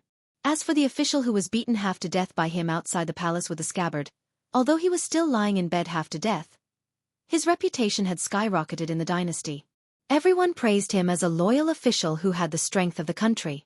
It should be known that this guy had previously been criticized by the people in the capital, as well as the 30,000 students of the Imperial College for his improper conduct. Now, all of them were praising him in unison. It could be seen that if he could be beaten and scolded by Su Xiao, the king of Bailiang and a pillar of the country, as long as he didn't die, not only could he break even, but he could also make a lot of money. Su Xiao let the Empress enter the imperial astronomer first and pulled Princess Sui Zhu behind him. He raised his head and glanced at the plaque that said, "Beautiful Land Connecting Way," and sneered, "Beautiful my ass." The Empress, who was walking in front, frowned faintly, but only smiled slightly. Princess Sui Zhu, who was holding Su Xiao's arm, nodded vigorously and echoed, "Beautiful my ass." Chapter 219. Su Xiao smiled and said, "Xiaoya is still to Uncle's liking. These days, you've been facing a bunch of eyesores. In order not to look at them, you don't even know where to put your eyes." Princess Sui Zhu, who only wished for the world to be in chaos, chuckled and made a weird gesture of slitting her throat.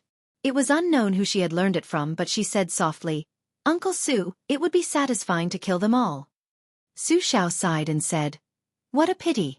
It would be good to have a daughter-in-law like you. When we get back, Uncle will definitely hang Fengyan up and whip him to vent Xiaoya's anger. Not only is this kid unlucky, he also angered Xiaoya on Wudong Mountain. He deserves a beating." The princess said, "Since Uncle has said so, whether it's true or not, Xiaoya won't lower herself to that guy's level." Su Xiao said sincerely, "Xiaoya, don't lower yourself to Fengyan's level. Next time you go to Bailiang to play, don't skip the prince's mansion. You don't lack the strength to kick a few times. At the same time, let Fengyan take you to see the scene of thousands of carps rolling around. It's very beautiful. Xiaoya, Fengyan has the phoenix in his name and you have the wind in your name. This fate is not small." Princess Sui Zhu Zhao Fengya giggled. The Empress did not lead Su Xiao to the Tongtian platform where the officials of the imperial astronomer gathered. Instead, she went to the crop altar, which was paved with soil of the east green, south red, west white, north black, middle, and yellow. Nowadays, This kind of precious soil came from the Guangling prince's jurisdiction. The Guangling prince was criticized by the entire dynasty for being greedy and insatiable. The empress called softly, "Yeah." At her age, Princess Sui Zhu dared to shout for His Majesty the Emperor to kneel on the ground and carry her on his back. It was said that the emperor could only beg his daughter for mercy with a bitter face. It was only when she came to her biological mother that she appeared obedient. She immediately let go of Su Dajua's arm and quietly left. She said that she was going to the Tongtian platform to learn from Nanhuai Jianzhang. The empress looked at the crop altar, which was not very tall, and said in a gentle tone, "These years, Yar has always kept the general's advice in mind. She likes to walk barefoot in the room and often eats coarse grains. Her body is indeed much better than when she was young." Su Shao clasped his hands behind his back and said calmly, "All this nonsense about the weather dropping and the earth's qi rising and the earth's qi being collected is all made up by the useless Confucian scholars of the imperial astronomer. Su Shao only knows that the barefooted are not afraid of those who wear shoes. My family's children have been raised this way since they were young. That's why they are still alive and kicking." The empress did not take it seriously. It was unknown if she really did not understand the meaning behind his words.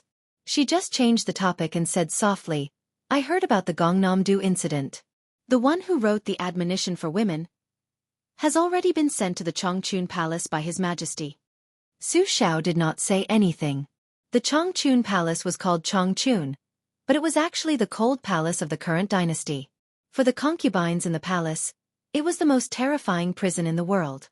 This woman who controlled half of the palace still had a cold and cheerless appearance that did not show the slightest emotion. The common people of the dynasty only knew of her gentleness and virtuousness. Only the rich and noble families knew of her power.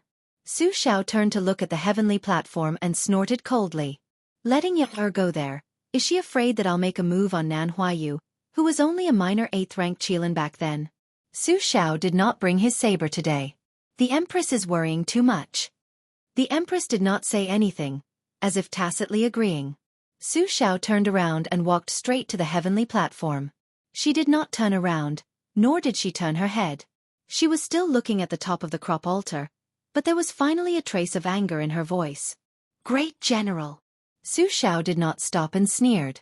"Zhao Ji, have you forgotten how she treated you back then? How you treated her back then?" The empress, who was directly called by her name, said coldly, "Enough! Su Shao, so what if you take away a pillar state with an empty title? So what if you lose Tu Liao? You've obtained a hereditary title that does not conform to our dynasty's ancestral system." The hunchbacked and lame Su Shao said indifferently, "The imperial court wants Tu Liao. Zhang Julu wants to reform, and he wants to be the mainstay. Frankly speaking, Su Shao will give it to him without any nonsense. So what if the pillar state is handed to him? But who is Gu Jiantang? Does he think he can ride on my head and shit and piss? As for that madman Zhao Hang, he has no one to back him up. How can he be so shameless as to make a move on a junior?" The empress said calmly, "I'm the only one who heard these words." Su Shao continued forward. She did not stop him. Instead, she walked up to the crop altar and said in a cold voice, "When Su Fengnian first left to travel, the king of Yen sent out 9 jade hook assassins. I was the one who personally sacrificed 18 lives to stop them. At that time, I still thought that Su Fengnian and Yar still had hope of a marriage." Su Shao stopped and happened to see the lively Princess Sui Zhu standing on the corridor outside the attic. She was leaning on the railing and waving her hand. Su Shao smiled. And so he left the imperial astronomer. Empress Zhao Ji faintly sighed. She stood in the middle of the crop altar and turned to look at the back of the old man. She was lost in thought. She vaguely remembered seeing that young and energetic general with a silly smile on his face kneeling on the ground in his room. He helped the graceful Sister Wu put on a pair of 1,000-layer cloth shoes that he had personally sewn for her. That white-clothed woman whose swordsmanship had already surpassed that of a saint smiled with incomparable happiness just for a pair of rough cloth shoes. Chapter 220. The official road returned to silence. Su Fengnian carried the instant spear and sat in the nearest carriage. Yu Yuwei and Jiang and I, who were in the carriage, were puzzled. With His Royal Highness's affection for the maidservant Blue Bird, why would he come to this carriage? The two women didn't need to think too hard about it. The answer came to light. His Royal Highness, who had been in the limelight at the end of the battle at the Reed Marsh, had just put down the curtain when he spat out a mouthful of blood. He accidentally spat it onto Yu Yue's chest as she held the cat. Her white dress and white cat were stained with scarlet red. It was a ghastly sight. Not only that, Su Fengnian had just sat down cross-legged against the wall of the carriage when blood began to seep out of his 7 orifices. Yu Yue discovered that the clothes in front of his chest were in tatters. There was even a crack in the strange green silk armor inside. Su Fengnian, who didn't have a trace of life on his face, covered his wound and gasped for breath. Get out of the carriage. First, go and call old sword god Li over. Then, tell Ning Amei that everything will be handed over to him. I won't show myself for the time being. Yu Yue couldn't care less about Wu Mainyang and hurriedly got out of the carriage. When Jiang and I lifted the curtain, she turned her head to take a look. His Royal Highness seemed to be trying to force a smile, but blood was pouring out of his 7 orifices. As a result, his face was truly repulsive. Su Fengnian knew his own suffering. He closed his eyes and breathed in and out with great difficulty using the Great Yellow Quartz incantation and the Deed of Thorough Comprehension. However, he breathed in more than he breathed in, causing his breath to be extremely turbid. Every breath brought with it a piercing pain. This kind of hardship was no longer as simple as pure physical torture. The Taoist Danding study described the human body's 36 major acupoints and 72 minor acupoints as the paradise. Many acupoints were not named for nothing, but each had a profound meaning. Su Fengnian was forcibly instilled with the cultivation of the Great Yellow Court by Wudong's old chief, Wang Zhongluo, so he only dug 6 acupoints and opened 14. The rest of the majestic qi was like a hidden dragon hibernating in the remaining acupoints so that it wouldn't invade his meridians. Relying on the Taoist incantation, he slowly absorbed the qi, which was beneficial to him. Later on, when the Guanyin statue in Xiongfan City traveled in the night with thousands of ghosts, he saw the profound benefits at first glance and ascended to the 2nd layer. At that time, Li Chungang stopped the two from looking at each other. After that, he reprimanded Su Fengnian for acting recklessly. Unexpectedly, today's battle was like a spring thunder that awakened all living things. Most of the acupoints in his body were opened, and the 6 layers of the Great Yellow Quartz skyrocketed to the 4th layer. This was supposed to be the vast genuine qi that Su Fengnian could only withstand after he cultivated the physique of Vajra realm. Not long after, Li Chungang entered the carriage with a solemn expression. When he saw Su Fengnian's half-dead state, he frowned and asked in a deep voice, exhaling one Na Jiao, are you really determined to take the Great Yellow Court over your life? Without your life. So what if I give you 10 portions of the Great Yellow Court? Su Fengnian raised a finger with difficulty, as if he was smiling. The meaning of this little action was that there were no 10 portions of the Great Yellow Court in the world. The Great Yellow Court only existed in Wudong for 100 years. If he did not fight for it, wouldn't he be punished by the heavens early? The phrase, Lulan will not return until it is broken, originally came from a popular frontier fortress poem.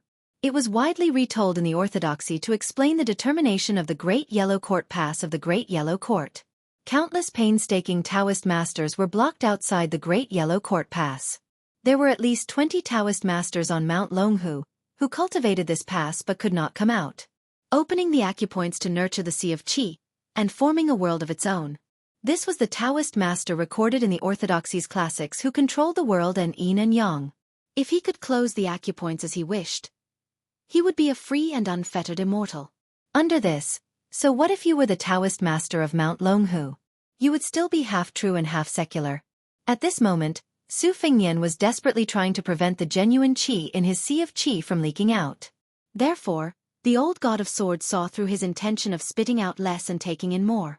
Why would such a great person like him, the heir to the throne of the king of Baliang, learn martial arts in such a way? Even Li Chungang could not understand. Although he did not understand, he could not just watch this brat die from his meridians exploding. He reached out and flicked his finger at the space between Su Fengnian's eyebrows.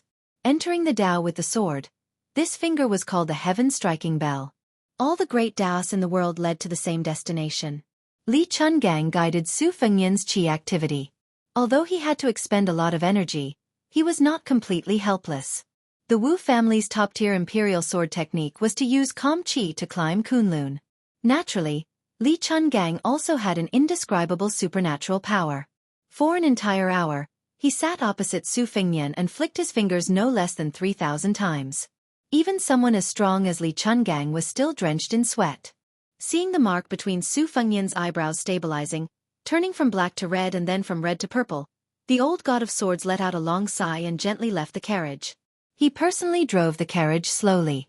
2 hours later, Li Chungang turned around and lifted the curtain to take a look. The brat's clothes were completely soaked with blood. His body was still trembling violently, and the sound of exploding soybeans could be heard. At noon, the old man took another look. Su Fengnian was finally showing signs of survival. At dusk, Li Chungang stopped the carriage at a place with beautiful mountains and limpid waters. Today, they would probably have to spend the night in the wilderness. Other than Wei Shuyang, Xu Xiao, and Yang Qingfeng, the Phoenix Battalion had more than 60 white horse righteous followers led by Yuan Meng. The rest of the light cavalry were led by Ning Amei. They were dealing with the aftermath and bringing up the rear in order to deal with the Qingzhou heavy cavalry that might launch a pursuit. However, Chu Lushan would be able to arrive very soon. At that time, even the 600 heavy cavalry would not be able to do anything. Chu Lushan, who was known for his ruthlessness, was naturally ruthless.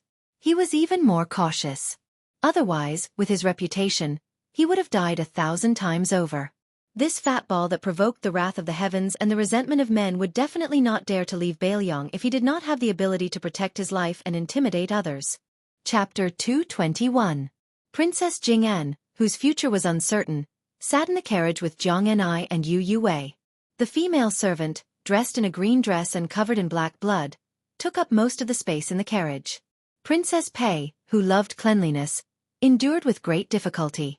When the carriage finally stopped for a rest, she immediately jumped off.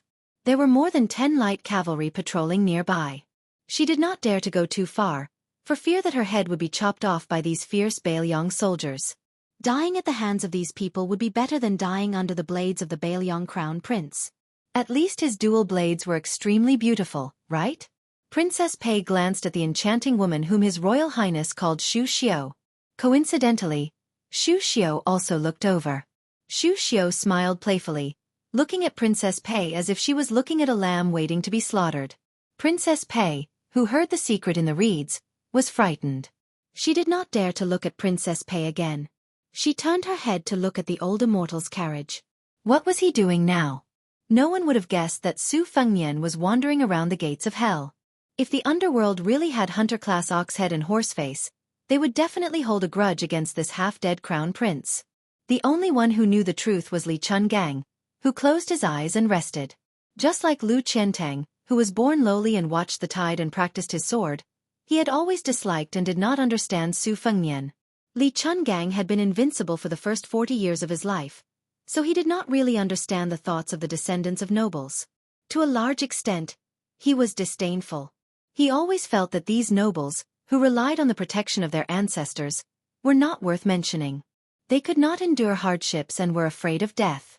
Therefore, in martial arts, they often lost to ordinary people, not to mention fighting side by side with geniuses like Wu Luding. When he came out of the Tide Listening Pavilion in Bailiang and found out that this kid was practicing the blade, he almost laughed his head off. The old god of swords softly muttered to himself, "If this kid really went mad, would this old man be willing to give up 20 to 30% of his cultivation to draw out the turbulent yellow courtyard?" Spiritual pills were produced in the Great Void Realm, and the 9 transformations heavy cauldrons. No one could see that the deep purple mark between Su Fengnian's eyebrows was shining brightly. Once he comprehended the longevity physique, 8 green lotuses bloomed. Su Fengnian's aperture acupoints emitted wisps of purple qi that lingered around the carriage. When the sun set, he finally opened his eyes and understood the essence of the grand yellow courtyard.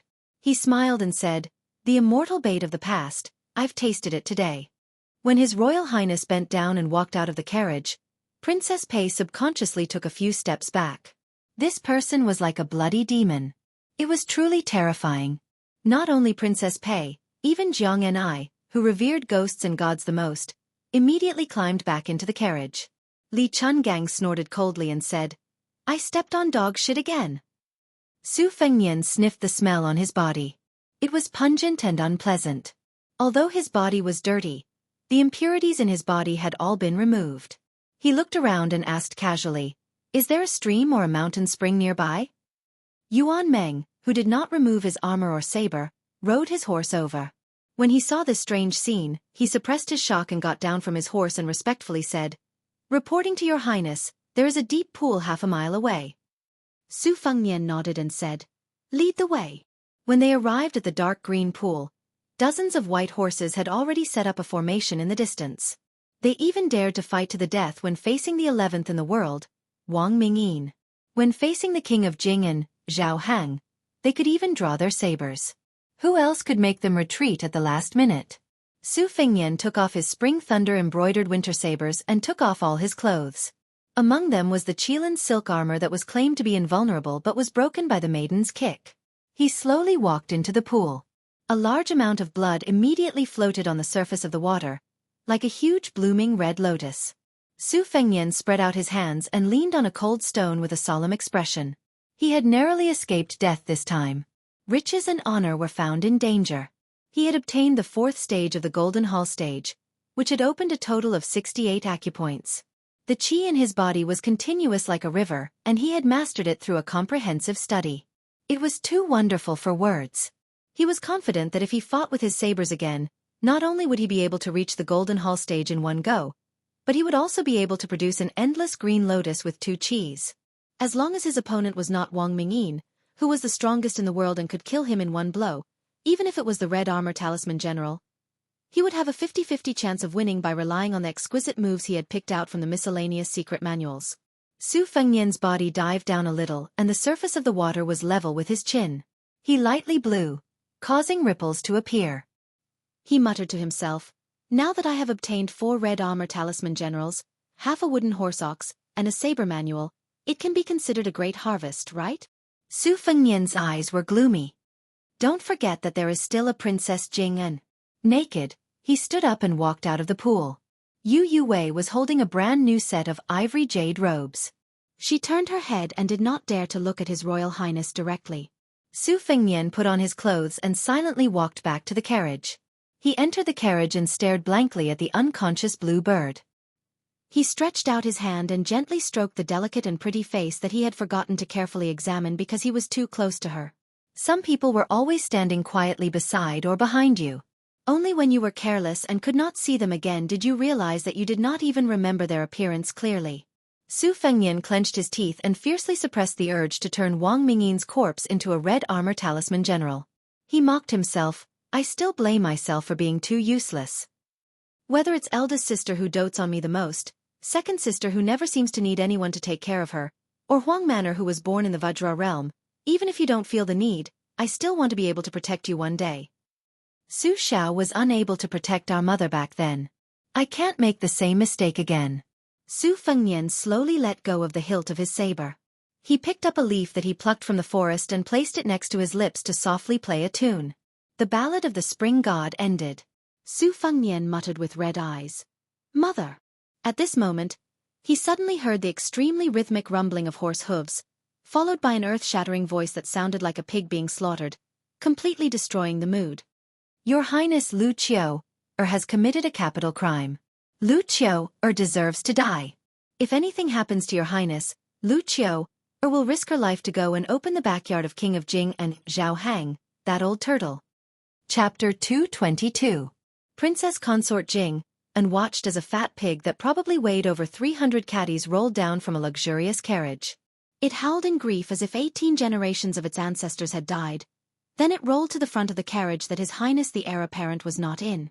Pitiful Jiang and I helplessly lifted the curtain and timidly said that the fellow was not in this carriage. The fat pig's wailing only paused for a moment before it pierced people's eardrums again. He rolled and crawled to the back of the carriage, not minding that his expensive brocade clothes were stained with mud. He suddenly knelt on the ground with a plop, immediately creating 2 pits under his knees. His eyes were filled with tears, and he did not care about his snot and tears. He only cared about his heart and lungs. Princess Pei could barely accept it if it was a woman's strange behavior. But this big lump of fat wriggling and screaming was really creepy. She was suddenly shocked and her expression changed drastically. She remembered who this fat man was. It was Bailiang's most notorious and infuriating Lu Qiu. Regardless of whether it was a man or a woman, as long as they fell into his hands, they would suffer a fate worse than death. Princess Pei subconsciously retreated again and again.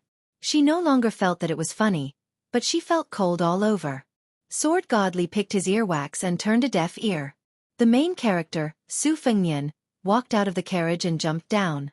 He was used to it and said calmly, "Fatty Chu, don't make a fuss.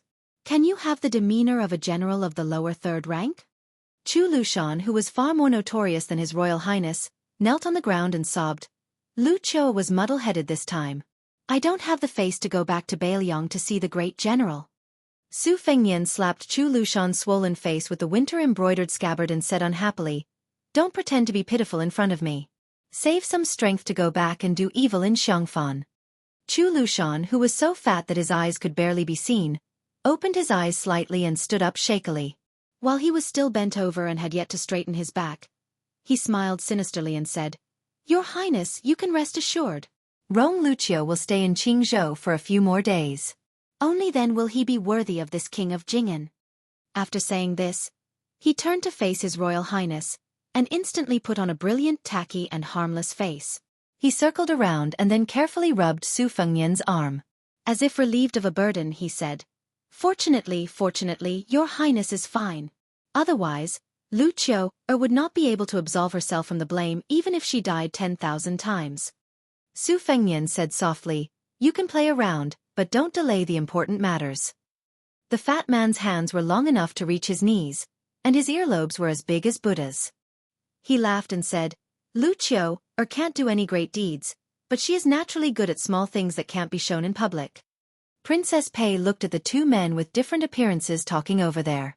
It seemed warm, but her palms were already sweaty. Originally, the deeds of Bailiang were all hearsay. Even if it was a tragic thing, it would not be true if it did not concern her. However, after coming to the Reed Marsh, she realized that there was almost no one normal from Bailiang. There was the Crown Prince of Bailiang who used a knife, the maid in green who used a spear, the old Immortal who used a sheepskin fur coat with a sword, the 100 bodyguards and light cavalry, and the fat pig in front of her. Pei Nanwei had been in the prince's mansion some time ago. She heard that when this person came to Qingzhou, he killed several beautiful women from landowning households. When one of them was sent back to her family alive, it was said that she only had a penis left. There was also a rumor that a fair-skinned young lady in the prime of her youth was taken into a carriage on the street. In less than half an hour, her body with messy clothes was thrown out of the carriage at the end of the road. None of the officials of Qingzhou, who had always been protective of each other, dared to stop him. Su Fengnian said expressionlessly, "You can go back. There's nothing for you to do here for now." Chu Lushan's face was awkward, and he actually acted like a shy young lady. Pei Nanwei, who was secretly looking at them, felt nauseous and terrified. Su Fengnian smiled and patted the face of this proper third-level general. He joked, "I really don't know how you grow these few 100 pounds of flesh." Chu Lushan chuckled. He glanced at Princess Jing'an out of the corner of his eye. He probably recognized her identity, and naturally saw her as His Royal Highness's exclusive plaything. There was no obscenity in the eyes of the lecherous fatty, only an indescribable gloominess. Princess Pei almost had her heart and liver broken. Her limbs were weak as she slipped into the carriage, no longer daring to watch. Chu Lushan said with a face full of reluctance, "Your Highness Lu Qiu is going back now?" Su Fengnian gave an indifferent grunt of acknowledgement. Chu Lushan hesitated for a moment, then said that His Highness had lost weight. Lu Qiu wanted nothing more than to cut off her flesh and give it to His Highness. Only then did he return to the carriage and leave with a group of ferocious guards. During this time, he brushed shoulders with the halberd Ning Amei. He muttered, "Useless thing, and you call yourself a Bailiang? You're a ball." Although Ning Amei despised the style of this general's adopted son, she was very clear about public and private matters. She did not look down on Chu Lushan's outstanding military exploits that he had accumulated bit by bit in the spring and autumn war. Hearing this cold and gloomy nagging, she could only smile bitterly and did not refute. Su Fengnian was too lazy to care about these trivial matters. When he entered the carriage, it was slightly crowded. He kicked out the two pitiful young kuei that were close to his feet. The even more pitiful Princess Pei shrank back and leaned against Zhang Enai, who was sitting in the corner. She did not forget to smile apologetically. Zhang Enai never had any hostility towards beautiful women. If they were not on the same side as His Royal Highness, he would be even happier. Thus, he politely smiled in return. Su Fengnian said coldly, You guys go to the other carriage. Princess Pei, you clean up the stains there. Don't forget to fetch water yourself. Pei Nanwei did not haggle over this matter. Instead, she asked, aren't you afraid of retribution for associating with someone like Chu Lushan? Su Fengnian sat close to Blue Bird. Without raising his head, he said, Yu Wei, go tell Ningamei to tell Chu Lushan that Princess Pei wants to talk to him all night about morality and righteousness. Princess Pei bit her lips. Her eyes were half filled with hatred and half fear. She stared at Su Fengnian's side profile. Yu Wei was the first to leave the carriage. Princess Pei was afraid that Yu Wei would really have someone stop Yu Wei. She hurriedly chased after Yu Wei. Seeing that she had no intention of pushing her into a pit of fire, she secretly let out a sigh of relief. However, when she lifted the curtain and saw the bloodstains on the carriage and the smell of blood that assailed her nostrils, she froze on the spot. Could it be that she really had to listen to his orders and do the work of a servant? Yu Wei, whose arms were still stained with Su Fengnian's blood, gently said, there's always a first time for everything. It's good that you're alive. Princess Jing'an, let's go. I'll take you to the pool. Su Fengnian continued to sit in silence. He gently held Blue Bird's hand the entire time. In the curtain of night, General Chenyo Wu, who was sitting like a small mountain on Chu Lushan's side of the carriage, narrowed his eyes into slits. In his hand was a secret report that he had received long ago. It was densely packed with information about Jing and Palace. It didn't even include the fact that heir apparent Zhao Sun was secretly raising a canary that looked like Princess Jing-en. The only thing missing was the specific address. Chu Lushan put down the secret report. His 10 fingers crossed over his abdomen. No one would believe that this fat pig, whose military career was known for his cruelty, had once been jokingly called Chu Basha by Li Yishan at the Tide Listening Pavilion. This was not a derogatory remark, but rather an overestimation of Chu Lushan's talent and learning. Li Yishan personally said that Chu Lushan's ideas were beautiful, that he was adept at writing poems, and that he could write poems with his hands crossed. Generally speaking, among the scholars in the literary world, those who were quick-witted could compose poems in just a few steps. But this fat pig, who was addicted to good people's milk, could write poems with his hands crossed 8 times. Moreover, his poems were not ordinary. These words were personally commented by Li Yishan, so naturally there was no exaggeration. Su Fengnian didn't believe it at first, but later he had no choice but to believe it. One time he asked Lu Qiu face-to-face why she didn't rely on this to win scholarly honor in the past.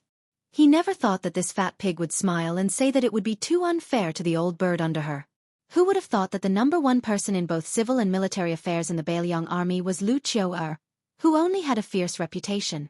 Chu Lushan lightly crossed his 10 fingers a few times. Every time he crossed his fingers, he reported a person's name. There was King of Jing'an's eldest legitimate son, Zhao Sun, as well as several of his other sons. After the 8 crosses, not a single one was left out. Even a few of Qingzhou's feudal officials who were very close to the Jing'an palace were not let off. Lu Qiu opened her eyes and laughed like a Mithraea. She said, have you guys cleaned your buttocks yet? Chapter 223. Chu Lushan did not enter Xiangfan City directly. Instead, he boarded the ship and went to the Spring God Lake. In the middle of the night, Chu Lushan, who was sleeping in his room and snoring loudly, slowly woke up. Outside the room, a trusted subordinate who accompanied him out of Bailiang said softly, General, we have arrived. They are requesting to board the ship. For the first time, Chu Lushan did not put on airs. He said in a low voice, go back and tell them that I am going to meet them. When Chu Lushan got up, the sturdy bed creaked. He went to the window and saw a large ship from Qingzhou approaching carefully. There was no flag on it. If he did not receive news that His Royal Highness was assassinated and had no choice but to rush over, he would have met with the ship outside during the day. The person on the boat was a local tyrant in Qingzhou. The reason why the Green faction was able to bully others in the imperial court was because of their ability to act on the whims of the wind and to form an alliance with the aristocratic families through marriage. The person they were about to meet was a roly-poly in the Green faction, one of the few old consecrators. Since Chu Lushan was able to put up a good show, he was naturally very meticulous. However, during the Spring and Autumn Kingdom War, he was completely devoid of conscience and thus covered it up. After tidying up his clothes, Chu Lushan walked out of the room. Because his body size was too rare, the deck that connected the two ships was widened. There were 3 more boards than usual. Presumably, they were afraid that the board would not be able to bear the weight and cause the infamous general of Bailiang, Chen Wu, to fall into the water. Chu Lushan strode forward. Even though the deck was stacked with 2 layers, it was still bent by his terrifying weight. The elegant middle-aged Confucian scholar opposite him was sweating. When the adopted son of the king of Bailiang boarded the ship, he immediately bowed and said respectfully, "Lu Dongjiang welcomes General Chu. Lu Dongjiang's rank is the same as mine." "It is not appropriate," Chu Lushan said with a smile. Although he was polite, he did not help Lu Dongjiang up. If this scene was seen by the officials of Qingzhou, it would cause a huge commotion. Lu Dongjiang was the governor of Taishi County in Qingzhou. His father was the previous governor of Qingzhou. Most importantly, the ancestor of the Lu family who was still alive was one of the 14 pillars of the dynasty. Together with the other 2 old consecrators, they were the leaders of the Green Party. Lu Dongjiang's family's knowledge was profound. He was especially good at writing big regular script, which was his strength, but it did not lose its charm. Hence, he was called Lu Dongjiang. In the palace examination in the early years, even the late emperor was full of praise after seeing Lu Dongjiang's writing. Lu Dongjiang's grandfather, Lu Feiqi, was an important official of 2 dynasties. He had moved through the 3 ministries of military and civil affairs. He had once formed a cabinet with the old Grand Secretary. His experience and popularity were first class in the Liang dynasty. Even though he retired a few years ago due to health reasons, he was still greatly favored by the emperor and retained the title of Pillar of the State. Last year, this Pillar of the State caught a cold. The current emperor personally sent an imperial envoy to Qingzhou to greet him. It could be said that in Qingzhou, whether it was Lu Dongjiang's talent or his family background, perhaps only the king of Jing and Zhao Hang was worthy of his careful treatment. There was not a single idle person on the ship. Other than Lu Dongjiang, there were only a few elite men of sacrifice who had served the Lu family for generations. Chu Lushan nodded lightly at this arrangement. Lu Dongjiang led the way in front and went straight to the 3rd floor. After opening the door, he did not enter with Chu Lushan. Chu Lushan's body was too fat. When he stepped over the threshold, he stretched slightly and his wide sleeves were pulled. Lu Dongjiang hurriedly helped to untie the restraints. There was a soft laugh coming from the room. When Lu Dongjiang heard it, it was as if he had been struck by lightning. He carefully raised his head and glanced at Chu Lushan. Seeing that this fatty was not acting strangely, he suppressed the urge to reprimand him. He was annoyed at this mischievous daughter of his. How could she be so troublesome? Normally, she relied on the old ancestors' pampering and mischievous style. Today, at such a critical time when the rise and fall of the family was at stake, she still did not know how to restrain herself. Let's see how he would deal with her when she returned home. Chu Lushan entered the room with incense burners in the 4 corners. He sniffed and felt relaxed and happy. The fatty looked over and smiled. This was indeed a first-class large family in Qingzhou. The east and west burners were the East Yew plum green incense burner and the West Chu pink 5-legged incense burner. The north and south burners were the West Shu brown glazed lotus stem aromatherapy burner and the Longquan Dotsai porcelain burner. Just these 4 little burners, which were originally tributes to the imperial palace, were worth a lot of silver. Chu Lushan glanced at the incense burners as if there was no one else around. Only then did he look at the old man sitting on a couch in front of him. His beard and eyebrows were snow white, and his 2 long eyebrows hung down. He wore a warm smile, which made him appear even more benevolent and kind, and his aura was otherworldly. This was probably the pinnacle of the nourishing beauty residence. Beside the old man was a young and graceful woman gently massaging his back. She was the one who had laughed out loud at Chu Lushan's embarrassment when he stepped through the door. The old man saw Chu Lushan standing in the room without the courtesy of a junior or the attitude of a subordinate. He didn't take it to heart. He only smiled and patted the back of the woman's hand. "Yen, go get a chair for General Chu." There was a large yellow pear-wood chair tailor-made for Chu Lushan in the room. It was a small and luxurious chair that had to be hastily made by a craftsman. From this, one could see how much importance the Lu family placed on Chu Lushan. In reality, the carpenter was still under house arrest by the Lu family for fear that someone with ulterior motives would find clues because of the chair. He was lucky that he hadn't been killed to silence him. While his great-granddaughter was moving the chair, the old man, who was still one of the 4 pillars of the imperial court, smiled and said, "General Chu, don't lower yourself to Yenner's level. She's used to being spoiled at home and doesn't understand etiquette." "Ancestor," the woman protested coquettishly to show her dissatisfaction. However, after moving the chair, she didn't forget to give Chu Lushan a small bow. She didn't show the disgust of seeing a fat pig or the fear of hearing of Lu Qiuer's reputation as an ordinary woman. One of the few remaining elders of the Green Party saw this and smiled slightly. Chapter 224. This woman was the oval-faced beauty who made tea for His Royal Highness a few days ago on the Yellow Dragon ship. After Su Fengnian made the Qingzhou Navy lose face, in the following days, she was the least afraid of the gossip of her friends on the ship. She was even touched by Bailiang's crown prince many times.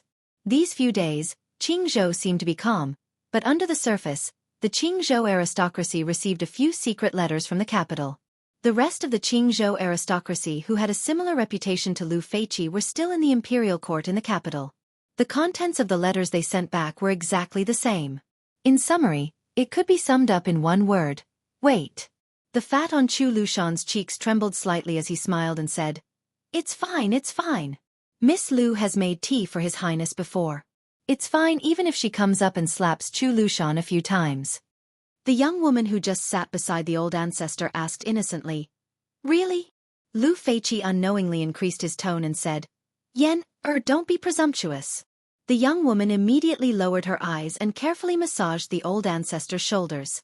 Lu Feiqi still seemed unsatisfied and said calmly, "Didn't you say you were hungry 2 hours ago? Go ask your father for some supper." Lu Chengyan made an O sound and secretly stuck out her tongue. She unwillingly got off the bed and left the room. After closing the door, she saw her father's sour face. She walked closer and held Lu Dongjiang's arm and said coquettishly, "My good father, who are you angry at?" Will scold him for you." Lu Dongjiang said helplessly. In the end, he couldn't bear to scold his beloved daughter. Firstly, she was the smartest among the children. Secondly, the old ancestor was good at reading faces and doted on his great-granddaughter. In the 3 generations of the family, there were close to 100 people. Even Lu Dongjiang himself didn't have the qualifications to be personally taught by the old ancestor.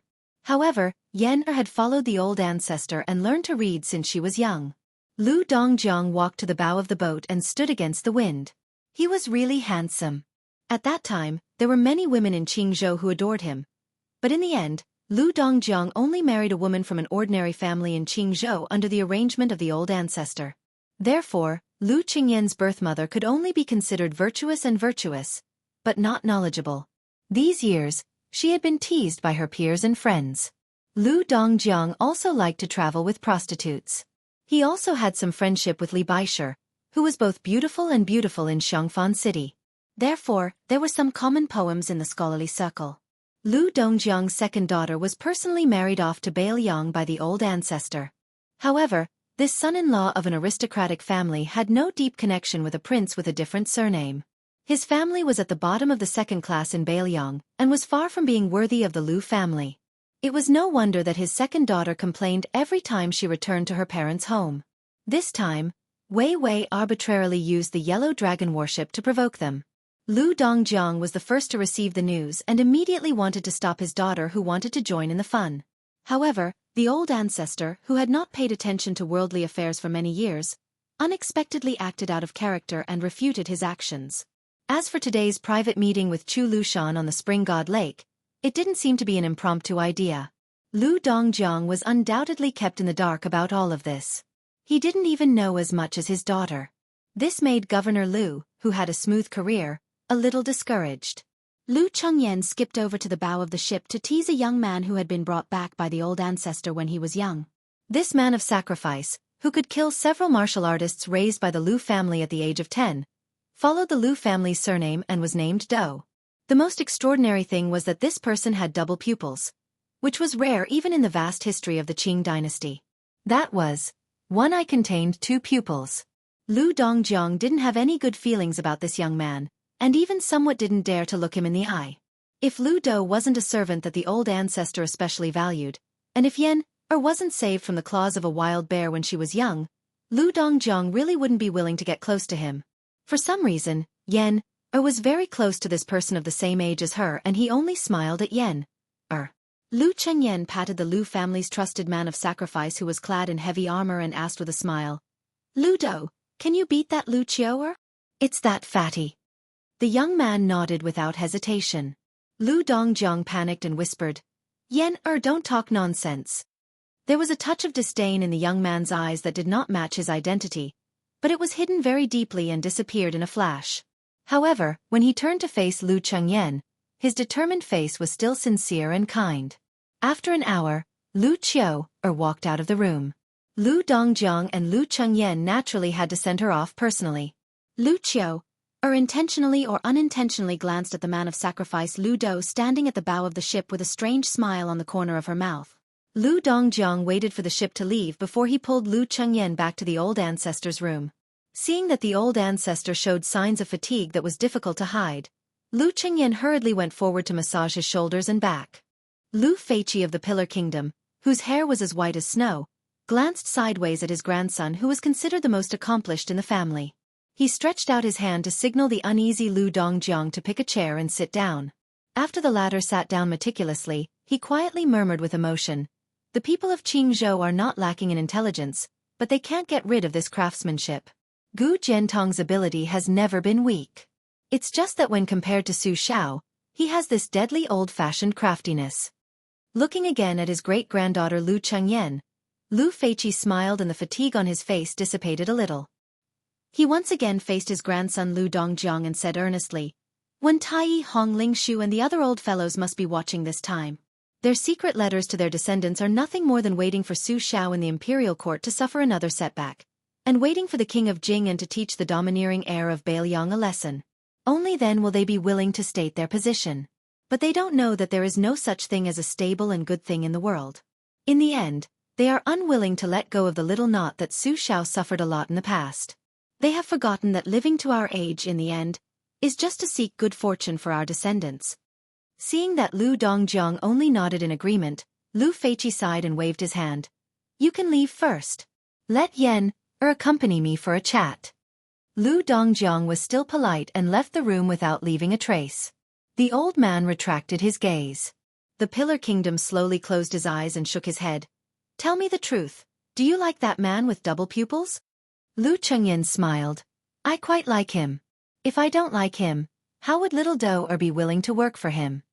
The old man squinted his eyes and smiled. "That's right. It's a pity that your father doesn't know the weight of the word affection." Chapter 225. Affection? Lu Chengyan was at a loss. Of course, she understood the importance of affection. There were thousands of ways to control people in the rich and powerful families. To put it bluntly, it was a combination of kindness and power. Since kindness was first followed by power, it naturally meant that affection was important. However, when it came from the old ancestor's mouth, the weight seemed to be much heavier than she had imagined. The old consecrator of the Green Party, who had seen the vicissitudes of life, turned his head to look at the plum-green incense burner. Its shape was like a spiral mountain range, engraved with the three celestial mountains of Penglai, Bo, and Yingzhou. 3 wisps of purple smoke curled up from the hollow mountain, creating a mysterious scene. Lu Chengyan had been with the old ancestor for many years. When she realized that the aroma had faded, she immediately ran to add more charcoal. The incense in the burner was made from ambergris imported from the South Sea. It was sandwiched with the unique watergrass of Qingzhou and made into a fragrant cake. Therefore, the aroma was moderately rich and lingered for a long time. The smoke was not heavy and did not choke the nose. Lu Feiqi retracted his gaze and said softly, "Accompanying the emperor is like accompanying a tiger. The smart people around the emperor can be divided into 3 levels of intelligence. The great talents help the people and are the best people who help the country. The blue-eyed Zhang Julu is undoubtedly this type of person. The middle ones can guard a province and control several counties. If they are used too much, they will cause chaos and bring disaster to the country. If they are used too little, it will be a waste of talent. Our Qingzhou's Wen Tai and Hong Lingshu are all in this category. If your father, Lu Dongjiang, can train himself in the future, he can also barely be considered. The lowest are those who only know how to flatter the emperor. Their talents are average, but they are born to be observant. Yen Do you know why the great talents who have assisted the emperor in the past have not ended up as good as the little talents? Lu Chengyan whispered. Great merits intimidate the emperor? Lu Feiqi did not comment and said indifferently. Isn't it true that the king of Bailiang Su Shao has great merits intimidated the emperor? Why can this butcher live to this day, divide the land and seal the border, and have 300,000 elite soldiers in his hands? There is no other reason than affection. When interacting with the emperor, affection far surpasses talent. Why can the eunuchs participate in politics and why can the relatives of the emperor hold power? Wasn't it because of the monarch's sentiments? The relationship between Su Shao and the late emperor was less than that between father and son, but more than that between brothers. It was not easy. Therefore, even after the late emperor passed away, this friendship was more or less passed down to the current emperor. When they fought for the throne, Su Shao just looked on coldly from the sidelines. This was not a merit, but a friendship that ordinary people did not know. Later, when Empress Zhao Ji wanted to recruit the crown prince of Bailiang as her son-in-law, when Tai and the others felt that the relationship between the emperor and Su Shao was over, they were anxious to hit Su Shao when he was down, so they joined Sun Shiji and the other old thieves in the court. Zhao Ji's breadth of mind wasn't simple. In my opinion, half of it was because she wanted to test Su Zhao's bottom line, and the other half was because she wanted to protect Bailiang and the Su family. Even if Su Shao refused, she wouldn't really get angry. This time, Su Shao came to the capital. How was it? Didn't he still get it and inherit it? If it was someone else, even if it was the king of Yen, would he have succeeded? Lu Chengyan carefully said, Old ancestor, how much of the relationship between ruler and subject that the king of Bailiang painstakingly accumulated in his military life is left? Lu Feiqi smiled and said, There isn't much left. No matter how much affection there is, it can't withstand Su Zhao's repeated torment. It's just that the king of Yen, the king of Guangling, and the other vassals are still alive. The late emperor didn't let Gu Jiantang rush to Bailiang to become the king of a different surname. Gu Jiantang was too slick and didn't want to make enemies. How could the late emperor be at ease to let him go thousands of li away to become the king? Su Shao, this cripple, is clumsy in his sharpness. Gu Jiantang's maturity can't compare. In the past, there were people in the dynasty who said that if Su Zhao's troops were handed over to Gu Jiantang, he could still destroy the 6 states. These words weren't false. It's just that in the end, he couldn't escape being cooked after the cunning rabbit has been caught. This old consecrator who had lived in Qingzhou for a long time smiled slightly and said, I'll tell you some more things. The reason why we took the risk to come to Spring God Lake was because the qi that our green faction had gathered for 2 generations with great difficulty had dissipated. That Bai Yan was amazing. He had only been in power for a few years and he had already made Old Man Wen obedient. If that was all, it wouldn't be so bad. But Hong Lingshu, this old bastard, originally wanted to push a few of his useless sons to the top before he came down. One of them would enter the capital to become the Big Yellow Sect, another would become the county chief, and the remaining one who couldn't read or write, would go to Wei and ask for the Qingzhou Navy. Everything was ruined by Bai Yan and he even handed Yongling County to Old Man Wen's favorite disciple. Hong Lingshu was good at everything, but he was too narrow-minded. Although he could see that this was Bai Yan's overt scheme, he still couldn't help but be angry. After a while, he completely distanced himself from Old Man Wen. The remaining few old fellows in Qingzhou who could speak in the imperial court also refused to stop. They were either secretly roped in by Gu Jiantang or flirting with people like the Grand Preceptor of West Chu, Sun Shiji.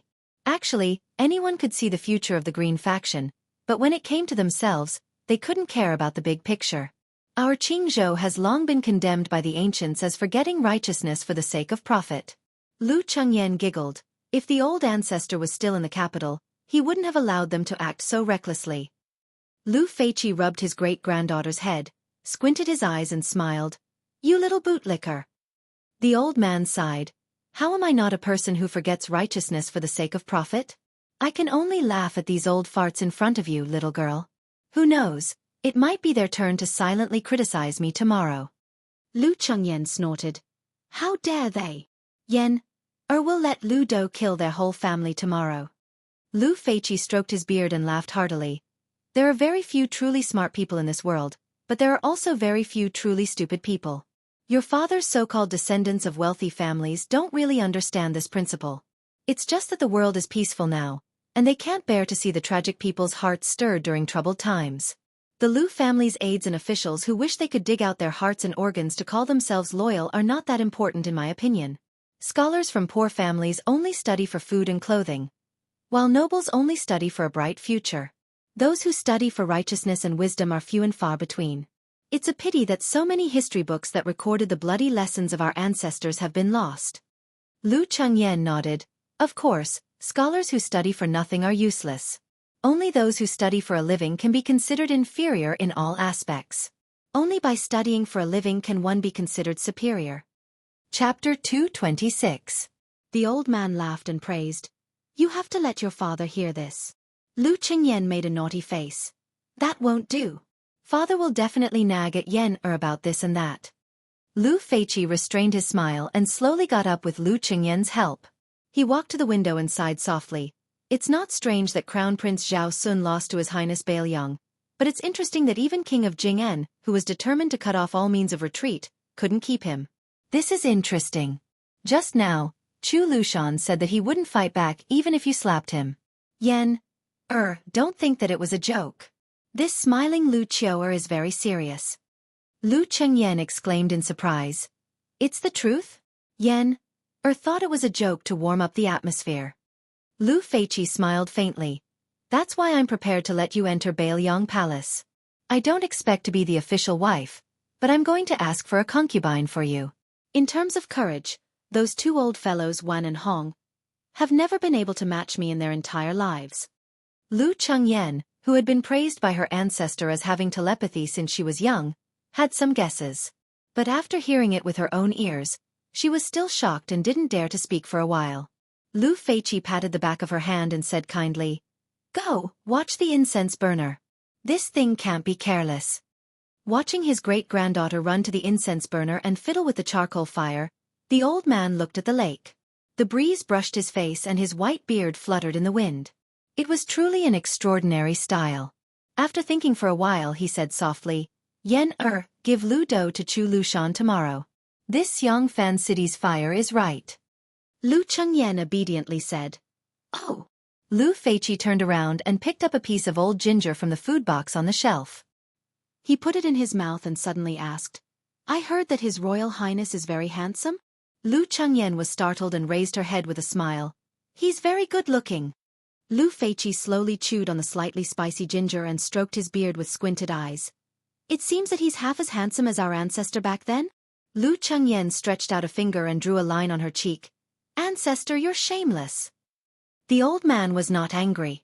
He walked over and bent down to wipe away the black charcoal on his great-granddaughter's face. He said dotingly, Married daughters are like spilled water. You're not even married and you're already siding with an outsider. I've doted on you for all these years in vain. Lu Chengyan's eyes suddenly turned red. She sobbed and shouted, I won't get married. I won't get married.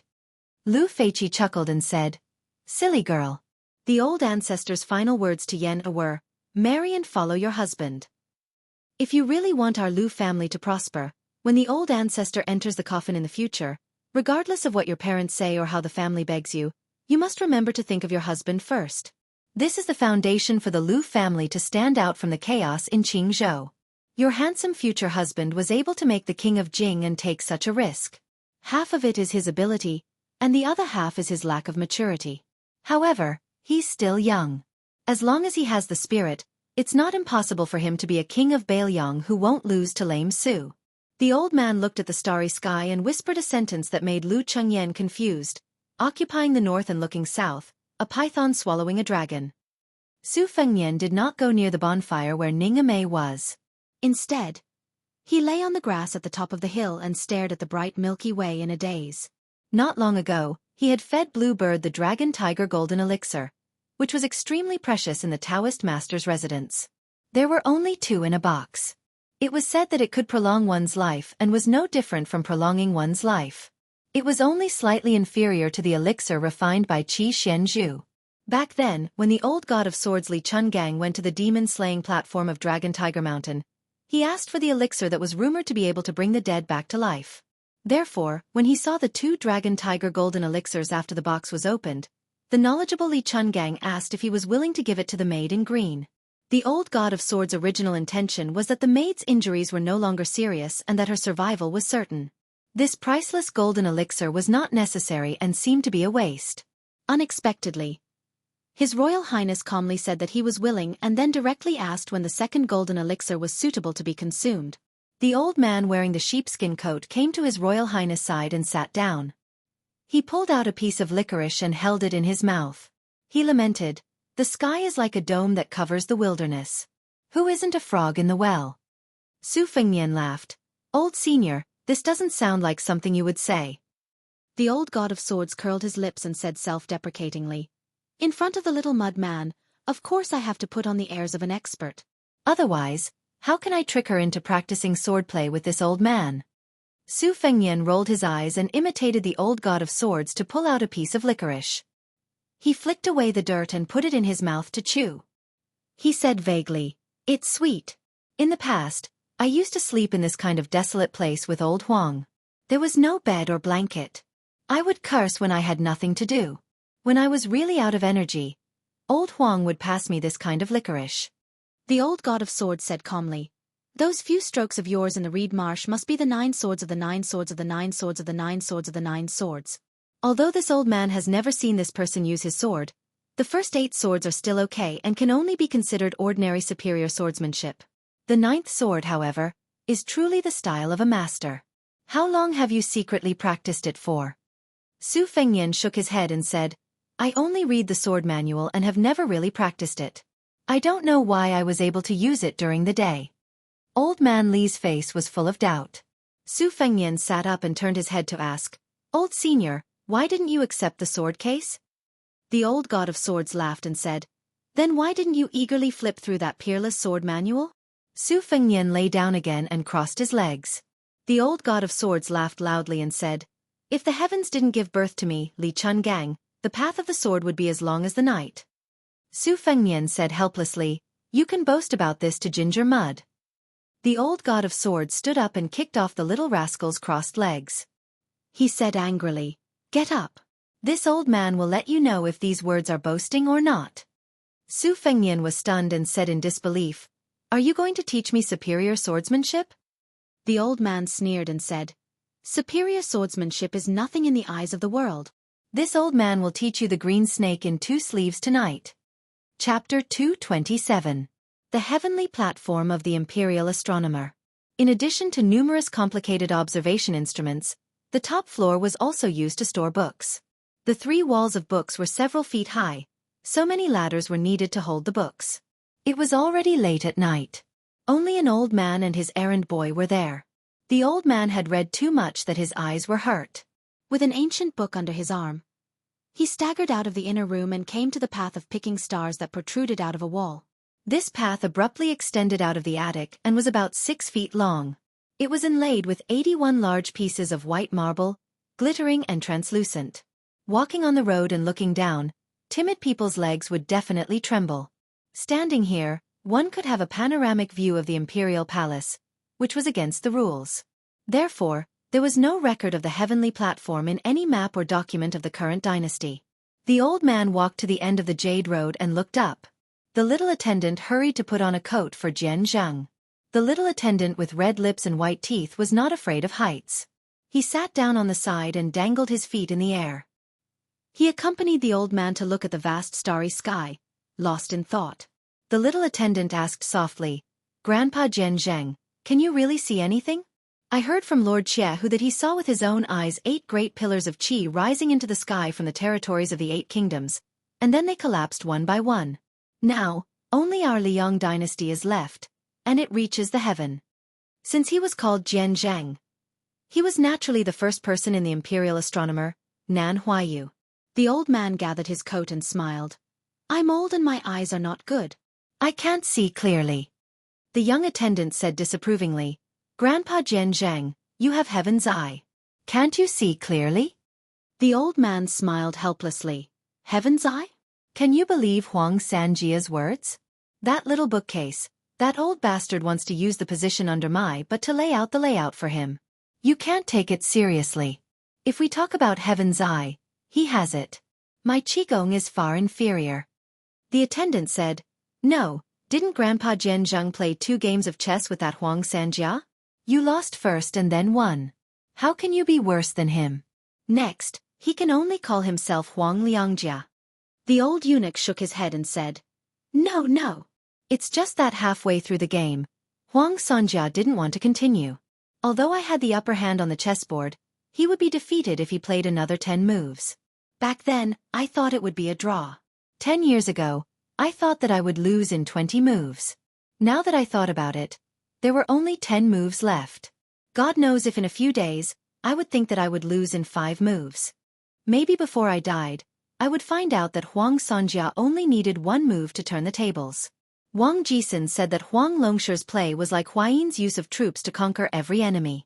These words were clearly a foreign language from someone who had only read the book and not personally played the game. It should have been Huayan's decision to deploy more troops. Huang Sanjia's true strength was in the mid-game. Only in the endgame could one see his foundation. It was a pity that there was no one in the world who could compete with him in the endgame. Presumably, this was the real reason he instigated the Spring and Autumn War.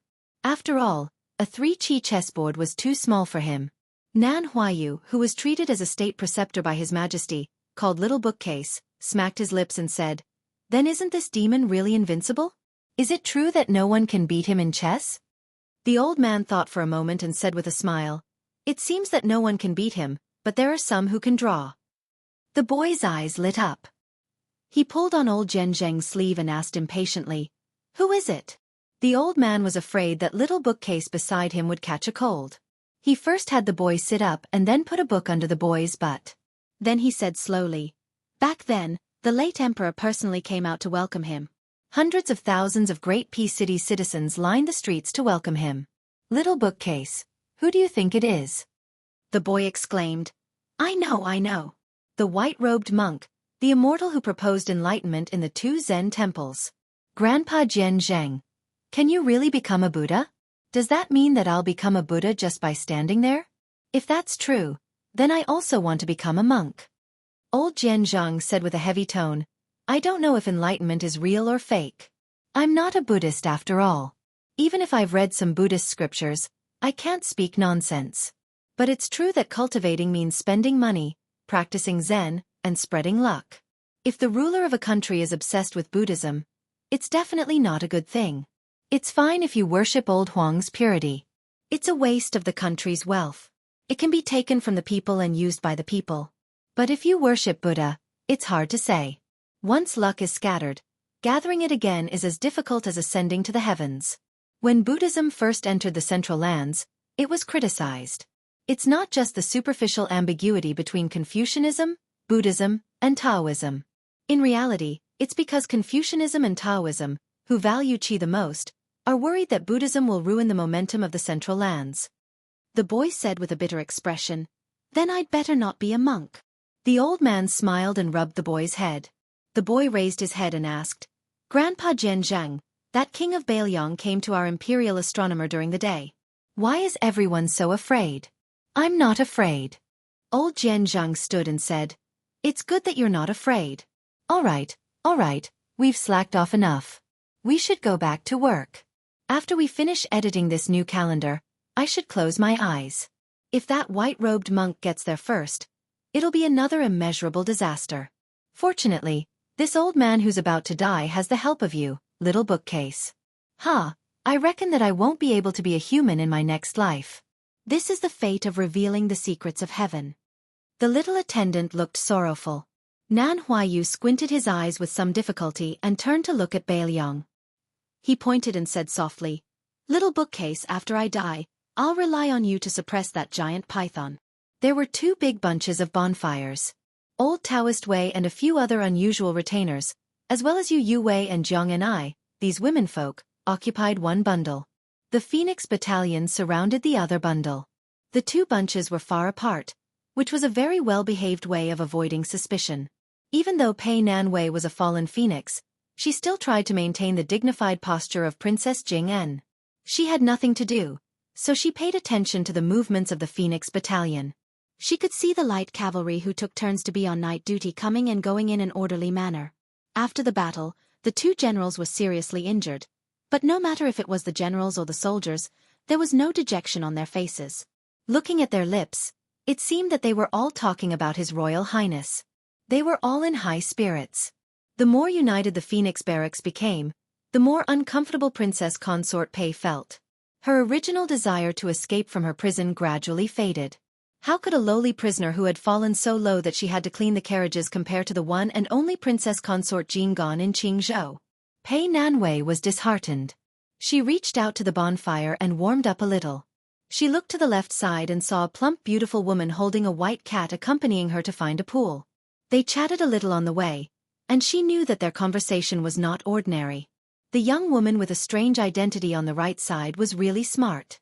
Pei Nanwei, as a peerless beauty, still didn't dare to say that in a few years, she would be able to win over this plainly dressed woman. It didn't look like she was a maid. How could there be a maid who could fight with the heir of Bailiang? But it also wasn't right to say that she was a daughter of a noble family. That pair of rough little hands that couldn't be described as white jade and creamy were obviously a child from a poor family. This Bailiang was indeed full of strange people. She couldn't figure them out. Pei Nanwei couldn't help but look in the direction where His Royal Highness disappeared. What was this shameless bastard doing? Bailiang Palace. Tide Listening Pavilion. That night, White Fox's face, with the peerless saber at her waist, climbed to the 3rd floor. Chapter 228. The moon was bright and the stars were sparse. In the small hut at the foot of the mountain in the shade of the 2 Zen temples, there was a loud snoring sound. It was an unattractive young woman. She spread her arms and legs and took up most of the bed. She turned around aggressively and accidentally kicked the bald middle-aged monk off the bed. The poor monk sat on the ground in a daze for a while. He got up and put on a white kasaya and walked out of the hut. There were 2 small rooms next door separated by wooden boards. The white-robed monk tiptoed to his daughter's room and covered her with a blanket. This girl's sleeping posture was exactly the same as her mother's, restless. When he came to his disciple's room, he saw that this little idiot was most likely having a good dream. She probably dreamt that she went to play with something and only cared about laughing. The shabbily decorated narrow room was neat and tidy. The shoes and socks of the 2 women in the house were always scattered all over the place. This stupid north and south were not the same. Everything was meticulously arranged, just like when he preached the sutras to the monks of the Hui generation in the temple. The white-robed monk walked out of the hut alone and came to the 1000 Buddha Hall. The walls were painted with the Vajra Luohan fist technique, vivid and lifelike. The ground was uneven, with a total of 108 small footprints. It was rumored in Jianghu that this was the most powerful demon-subduing skill of the 2 Zen temples. Whoever could face the wall and observe the fist technique and walk 108 steps correctly would be ranked among the top 3 martial artists in the world. The reason why this hall was called the 1000 Buddha Hall was because the 2 Zen temples carved a Buddha here every year. There were more than 1,000 Buddha statues here. The white-robed monk was this generation's tablet keeper, and also this generation's 1000 Buddha Hall statue monk. Standing at the door of the hall and looking out, all the Buddhas and Bodhisattvas in all directions were the same. Compared to the 3-sided fist technique manual, it was even more magnificent. The first patriarch of the 2 Zen temples had left behind a Buddhist saying that anyone who entered the hall and saw or heard it would receive the seed of Bodhi liberation. A couplet hung in the hall. It has been 3,000 years since lotuses bloomed at every step. I have rebuilt the hall to worship the Luohan. After 81 difficulties, I am willing to give 28 ranks and teach the Dharma to all. However, ever since the white-robed monk returned from the far west Taiyan city and returned to the 2 Zen temples, he had only carved 1 Luohan statue. That year, he had brought the little monk's stupid Nanbei back to the mountain. The white-robed monk looked up at the thousands of Buddha statues that were filled with moonlight after the door was opened inside. The little monk, Wu Nanbei, appeared behind the white-robed monk and asked worriedly, "Master, is your wife going down the mountain again tomorrow?" The white-robed monk accepted his fate and said, "Go, go. There aren't many copper coins left in the bowl anyway." Stupid north and south side. After going down the mountain a few times, I can only pick the most expensive cosmetics with mistress. What are we going to do in the future? Why are you awake? Just now, I was holding hands with something in my dream. In the end, she knocked me on the head and I woke up. Hey, master, why are you hitting me? What else did you do besides holding hands? No, just holding hands. What else can we do? Really? Monks don't lie. There are so many bodhisattvas and arhats in the 1,000 Buddhas hall watching you. Other than holding her hand, I also told this thing that I like her. No wonder you were hit. Master, the old abbot said that you are the reincarnation of the third arhat, the immaculate arhat. The Buddhist scriptures say that this bodhisattva has no worries. Why do you always have a bitter face from mistress and that thing? The great abbot also said that you are the last disciple of Buddha, Subhadhara. You received the bodhisattva fruit when Buddha was about to enter nirvana. It sounds very powerful. Why don't I see your wisdom and eloquence? Not to mention the temple and the foot of the mountain, we only have 4 people in the hut. Who can you argue with? Alas, the old abbot likes to praise everyone. There is nothing to be happy about being praised. Master, why don't you teach me how to play chess? Why do you want to learn chess? Mistress bought 2 boxes of chess at the foot of the mountain, but she doesn't know how to play. Mistress said that she can't beat you, so she can only play with me. My daughter is the smartest in the world, but learning chess is really not that amazing. Maybe she can't beat you. Master's copper coins will be wasted. It's okay, I'll let her. Idiot! How many games can you let her go? My whole life. Anyway, I'll just have to wait until I cultivate the Saraira. It's actually only a few decades. Okay, Master hasn't touched chess for some years. Go and get the chess box. Now? How can I dare to go to Mistress' room? I'll be beaten to death. I also don't dare to run. What if I run into the steel forest like before and Mistress can't find me? Mistress will only give me half a bowl of rice. Where the Tao is, even if there are millions of people, I will still go. Don't you understand this principle? What's the point of practicing Buddhism? Master, isn't this the famous saying of the scholarly sage at the foot of the mountain? Is that so? It's absolutely true. Alas, I always heard the abbot in the temple say that you are very good at the once-in-a-decade lotus platform preaching. Even those scholars and Taoist masters admire you. It seems that they are bragging. Master, did you secretly give them copper coins? Nonsense. Isn't Mistress keeping an eye on Master's private money? Didn't you ask me to bury the pot under the Dragon Gate 20 stages stone tablet 2 days ago? Nanbei, the moon is pretty good today. Wait here, Master will go and get the chess box. After a while, the white-robed monk came back with 2 boxes of chess pieces and a rough chess block made by the little monk. The master and disciple sat on the ground in the 1,000 Buddha hall. The white-robed monk rolled his eyes at the chess block with crooked lines and abandoned it. Instead, he used his finger to carve 17 lines on the floor. The floor of the hall was carefully paved with a special stone material. It was called the diamond mirror by the people. There was once a swordsman who had achieved Tao and cut it with a sharp sword but did not leave a mark. Therefore the 108 clear footprints showed the power of a sage. The little monk Wu Nanbei was not surprised by the lines his master drew with his finger. He only said with a sad face, "Master, the abbot is fine. The other abbot will definitely talk to me for a few days and nights." The white-robed monk said nonchalantly, "Let them nag." The little monk said with grief and indignation, "But they don't want to talk to you, master. They just won't let me go." Talk, talk, talk. This was the unique catchphrase of the strange family of 4 in this temple. The white-robed monk turned a deaf ear to it. He glanced at the 19 chess blocks and made a sound of surprise. He thought for a while and clapped his hands and laughed. "Wonderful, it's a pity there's no wine.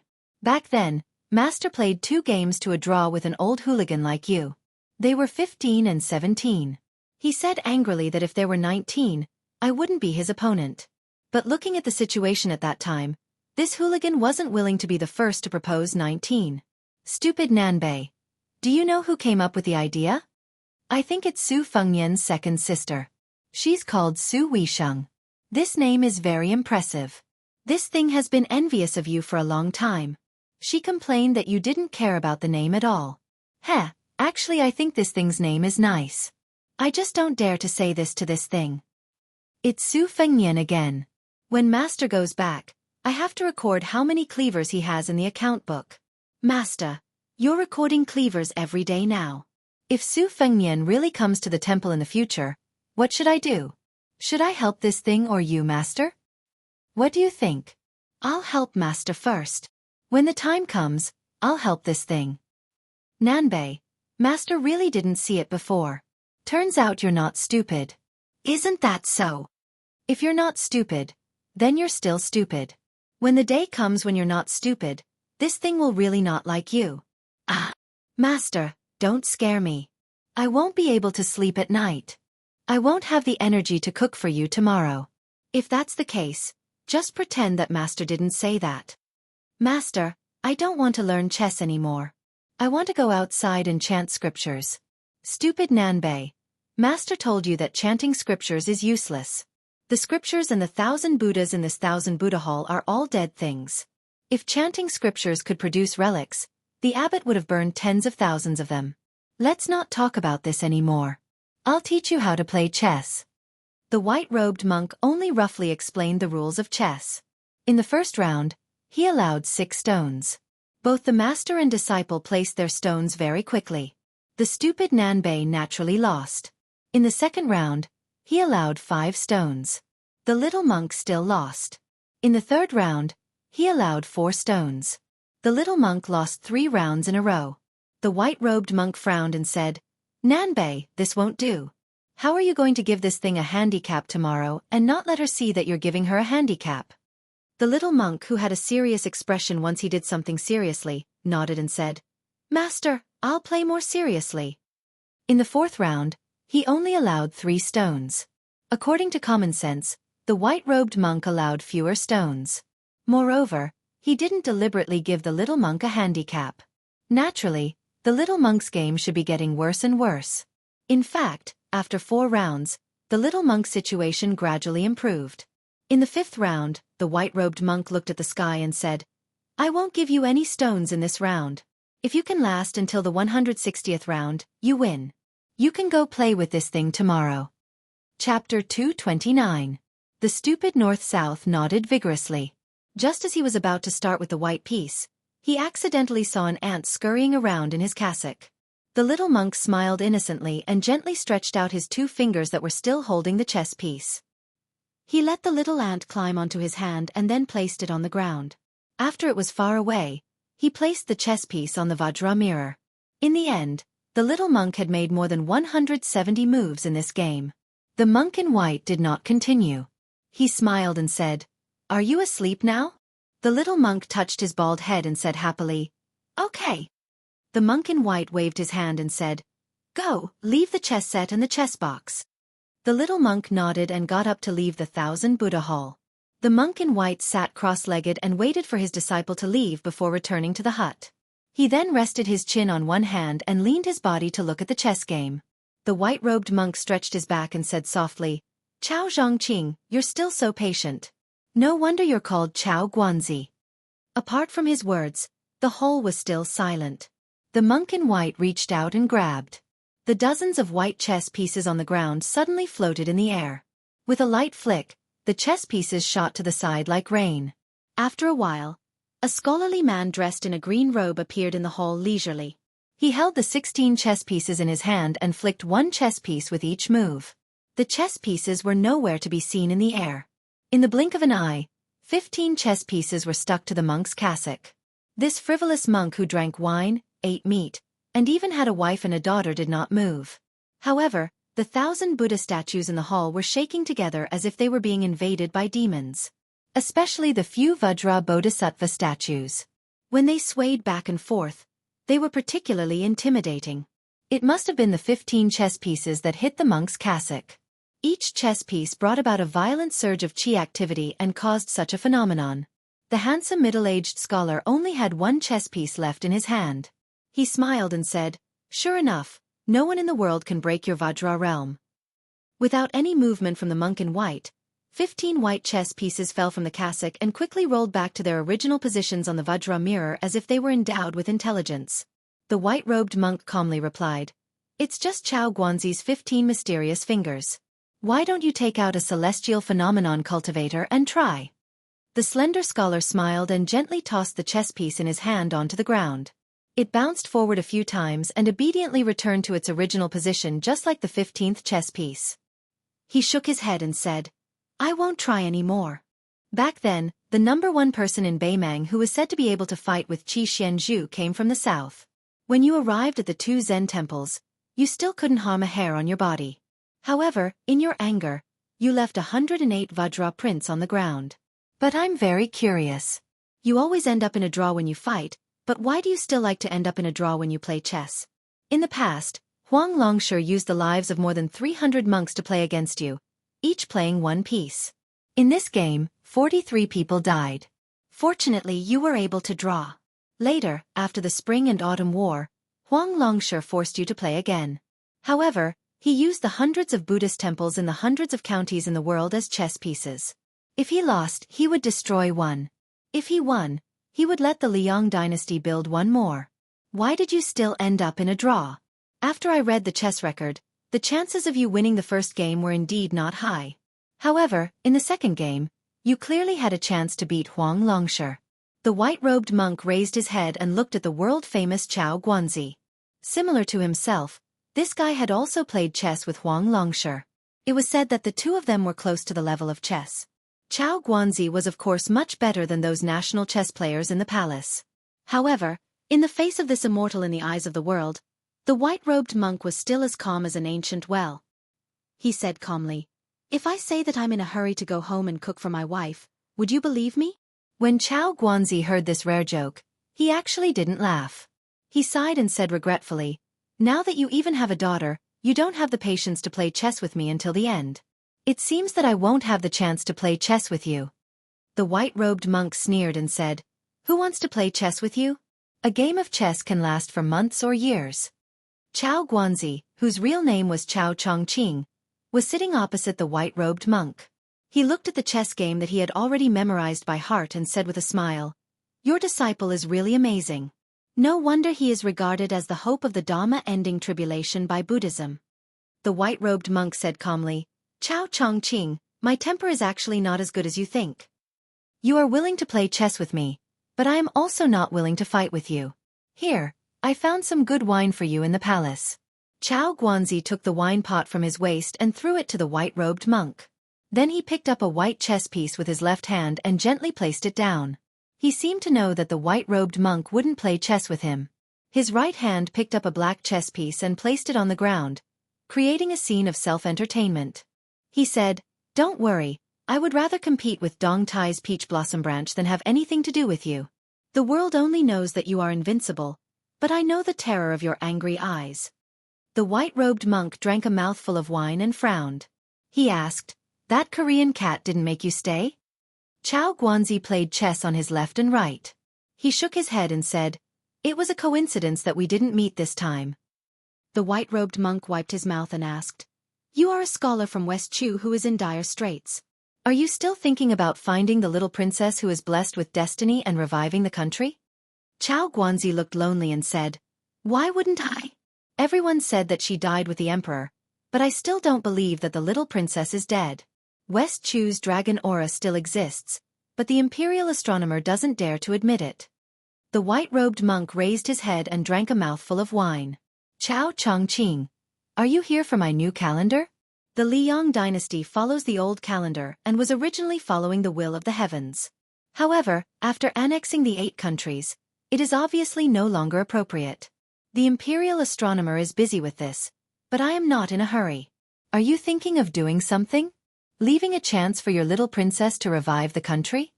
Chao Guanzi suddenly stood up and bowed deeply. He didn't straighten his back for a long time. The white-robed monk sighed and said, "Chao Chongqing, do you really not know that this is a shady business against the will of the heavens? Don't you know what happened to Heavenly Master Ren on Mount Longhu?" Chao Guanzi, who had almost become the champion of Jianghu in one fell swoop and whose pride didn't lose to anyone, still didn't straighten his back. The white-robed monk hesitated for a moment and said in a deep voice, "It's not that I don't want to help, but the general trend is irresistible. The old West Chu can't succeed at all. So what if the Grand Preceptor, Sun Shiji, works from the inside and outside? Do you really think that everyone in the world is a fool who waits for death? Su Shao, Gu Zhentang, the 6 vassal kings are not dead.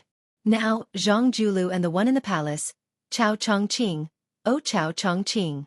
The sage only said that you should turn the tide, but the tide has passed and the general situation has been decided. What can you do? Not to mention you, even immortals like Qi Xuanzhen can't do anything." Chao Guanzi straightened up and was speechless with a miserable expression. Outside the 1,000 Buddha Hall, lightning flashed and thunder roared. Soon, it was raining heavily. The white-robed monk looked down at the white chess piece that Chao Guanzi had placed on behalf of his disciple and decided to ignore it. How could this be Chao Guanzi's flawless chess piece? For a moment, he felt a little sad and sighed deeply. Fine, fine. This pot of wine is good. I can only guarantee that the little princess of West Chu won't die. As for the rest, I can't help. If you want to take a mile after taking an inch, I will go down the mountain and ask the palace for a pot of wine to return to you. Chao Guanzi bowed again, turned around and walked into the rain. This was what it meant to go forward despite thousands of people. The heroic spirit of the Confucian school existed forever. Even though the white-robed monk was in Buddhism, he still felt a little sad. The little monk, who was about to fall asleep, was awakened by the thunder and hurriedly ran over with an oil paper umbrella. He saw that there was an extra pot of wine in his master's hand and thought of the middle-aged scholar who had just walked out of the 1,000 Buddha Hall. He asked in puzzlement, "Master, is this wine given to you by that scholar?" The white-robed monk nodded. The stupid North-South put away the umbrella and grinned. "I put one up and took one. I met this scholar just now, so I borrowed one from him." The white-robed monk glared at him. "Why did you borrow it from him? It will take years to return it to you. An umbrella costs a lot of copper coins." The little monk was troubled. "Then what should I do? I preached in the temple, but the head abbot didn't give me any copper coins. If that thing asks about it tomorrow, it will be bad." The white-robed monk said helplessly, "Forget it. Just say that I bought the wine." The little monk shouted gratefully, "Master!" The white-robed monk rolled his eyes. "Master needs to go to the sutra depository in the temple to hide from your master's wife. Go to sleep." The little monk said nervously, "Master, why don't I tell the truth to master's wife?" The white-robed monk stood up and knocked on his stupid disciple's head. "Idiot!" The little monk smiled brightly. The white-robed monk said earnestly, "North-South, if master's wife gets angry tomorrow, at most you will have to eat less and work more. But when your master's wife is in a bad mood, she likes to go down the mountain to buy clothes that she can't wear more than a few times a year. This is all master's hard-earned money." The little monk suddenly understood. The white-robed monk smiled. Go to sleep." The little monk said, "That thing is afraid of thunder. I will go outside and recite scriptures for her." The white-robed monk touched his bald head. This disciple. Standing at the entrance of the 1,000 Buddha Hall and looking at the stupid North-South who was running in the mud without caring about the rain, the white-robed monk murmured, "Stupid North-South, you have a zen that doesn't let down Buddha and Qing." Chapter 230. In the night, White Fox stood in the outer corridor of the 3rd floor of the Tide Listening Pavilion. It was hard to believe that this Bailiang Palace, which occupied an area second only to the king of Yanqi among the 7 kings, did not have a single master. Not to mention the early death of the princess, Su Xiao, who had taken the title of Pillar of the State, was far away in the capital. Even His Royal Highness had run out of Bailiang. The eldest daughter Su Weisheng was still fine, as she was not judged by her appearance but by her talent. She was still studying in the Shangyin Academy, while the youngest son of the king of Bailiang, Huang Manor, Su Longxiang, was practicing in the Dragon Tiger Mountain. This made White Fox laugh at himself when he occasionally took a break. When he met Su Longxiang, who was no different from a refugee or a beggar, he had never thought that he would be able to climb to the 3rd floor of the arsenal today. He had already prepared for the worst-case scenario of doing business with the king of Bailiang, which was to read all the books in the Tide Listening Pavilion. Later, he borrowed Su Fengyan to embroider the winter and spring thunder sabers, but he did not regret or feel any heartache. For him, there was nothing to be reluctant to let go except to keep his life to practice the saber. White Fox put his hands on the cool railing, thinking a lot. Like the rest of the people, he used to have a big prejudice against Su Xiao, who had conquered the world and built this honorable mansion. However, after staying here for more than a year and looking back at the hunchbacked and slightly lame old man, he always had a heartfelt admiration. The 11 barbarians inside and outside, those who dare to call themselves soldiers will be beheaded immediately.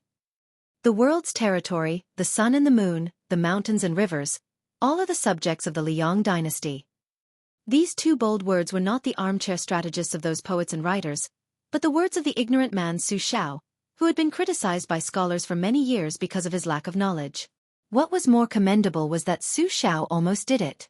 This was simply inconceivable. Mr. Nangong, it's rare to see you slacking off. A cold voice came from behind White Fox, with a slight smile. Bai Hu-er turned around and looked at the man in front of her. She shook her head and said, I don't dare to be called Mr. by military advisor Li. Congratulations on reaching the 3rd floor. You're 1 year faster than I expected. The one who came was none other than the state scholar Li Yishan. In the spring and autumn war where talents emerged in large numbers and strategists resplendent, he was still the most outstanding. Back then, this person in Western Shu's Zhao Guangling were known as Su Rentu's left and right arms. Left Zhao and right Li Yishan. Generally speaking, one person was the strategist, the other the decisive.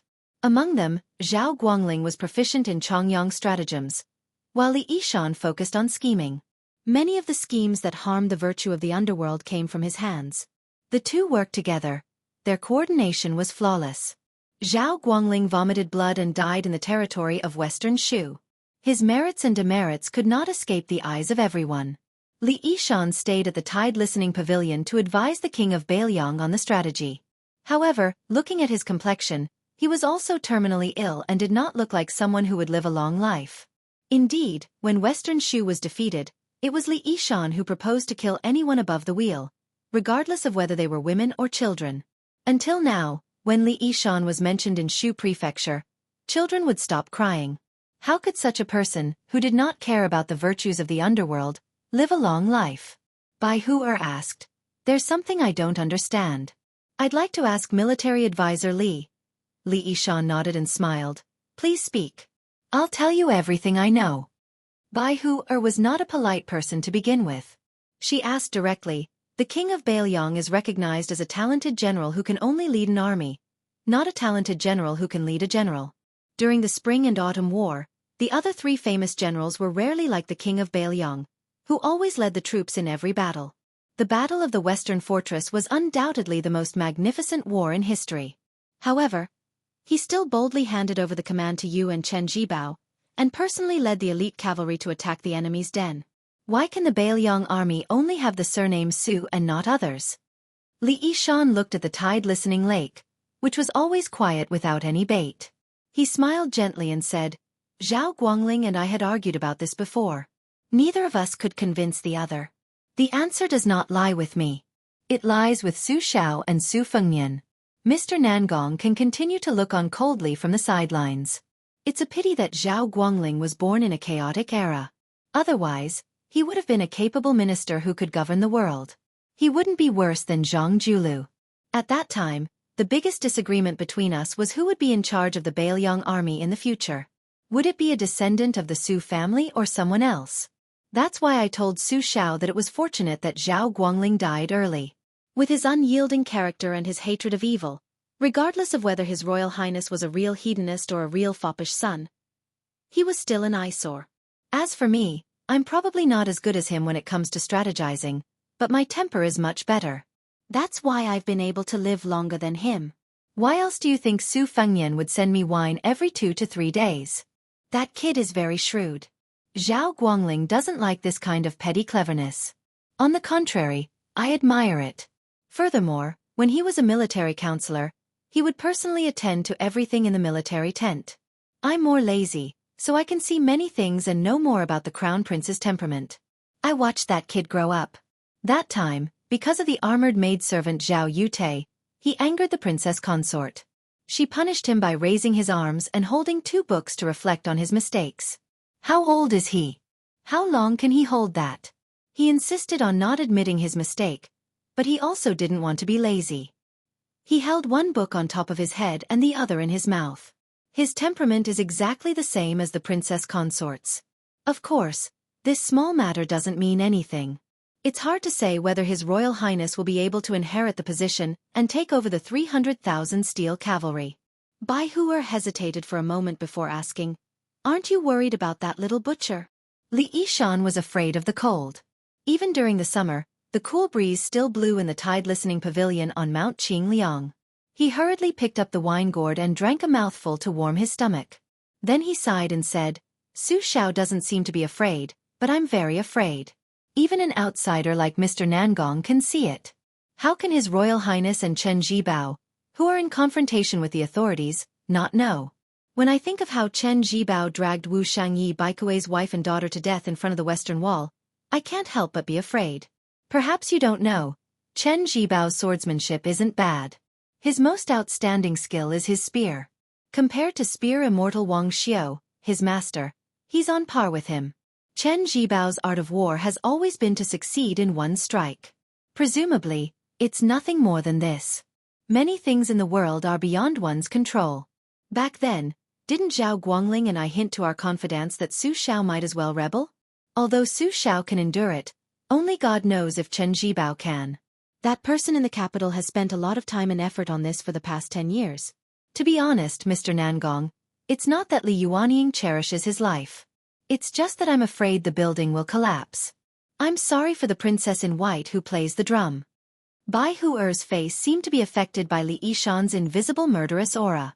Her mood was somewhat heavy. Li Yishan exhaled deeply. He raised his head and drank a mouthful of wine. He laughed and said, "Today, I came downstairs to tell Mr. Nangong these words from the bottom of my heart. I hope that Mr. Nangong will remember this faint friendship when you come out of the Tide Listening Pavilion. Feng Yin's cleverness was carefully taught by me, a dying man. Mr. Nangong, please don't be angry at this guy's slyness. Since Feng Yin's temperament is similar to that of the princess, he is naturally not bad." Bai Huer's face only nodded. Li Yishan, however, knew that it was enough. The man who had seen countless battles with his own eyes said in a trance, "It's a time of peace now." Not to mention the common people. Even some young generals can't imagine the magnificence of hundreds of thousands of soldiers fighting a fierce battle. Such a scene, although covered in bones, can still inspire countless men to advance dauntlessly. Bailiang is a good place. Horses galloping from the north are arrogant, and songs from the south are all dead. Although they are worried about the fall of the country, they are not mourning. I just don't know if I can see Feng Yin leading an army and trampling the 13 provinces of Beimang in my life. The wind, the rain, the thunder, and the river are still incomparable to the hooves of the horses in Bailiang. Li Yishan turned and left the outer corridor with a smile. Bai Huer's face looked at the skinny back with mixed feelings. Bai Huer's face looked into the distance again and frowned. He seemed to be regretting that he did not agree to leave Liangzhou together. He was annoyed by this unprecedented emotion.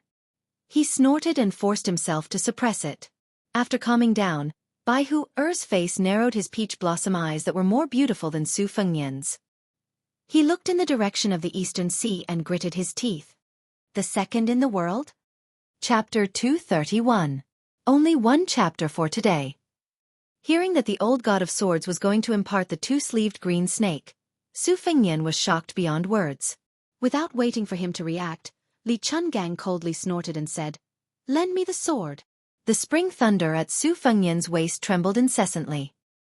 He subconsciously wanted to press down on the simple and unadorned short knife to prevent it from leaving its scabbard. The old man wearing the sheepskin fur coat sneered and said, "I'll let you experience the Wu family's sword mound's imperial sword ascending Mount Kunlun." How could Su Fengyan defeat the old god of swords who had been in seclusion under the Tide Listening Pavilion for so many years? The spring thunder was still guided by the old god of swords' finger and leaped into the air. Li Chungang pressed down with his finger and the spring thunder descended. With a twist of his finger, the spring thunder spun rapidly in front of him and finally formed a circle of bright knife shadows without a blade. The old god of swords allowed the spring thunder to spin in circles in the air. He reached out and grabbed the handle of the knife. Two streaks of green gang instantly exploded from the simple spring thunderblade like two mysterious green snakes. The old god of swords did not remind Su Fengyan to be careful. Using the knife as a sword, the sword aura was imposing and he chopped down at Su Fengyan who was pondering the Imperial Sword School.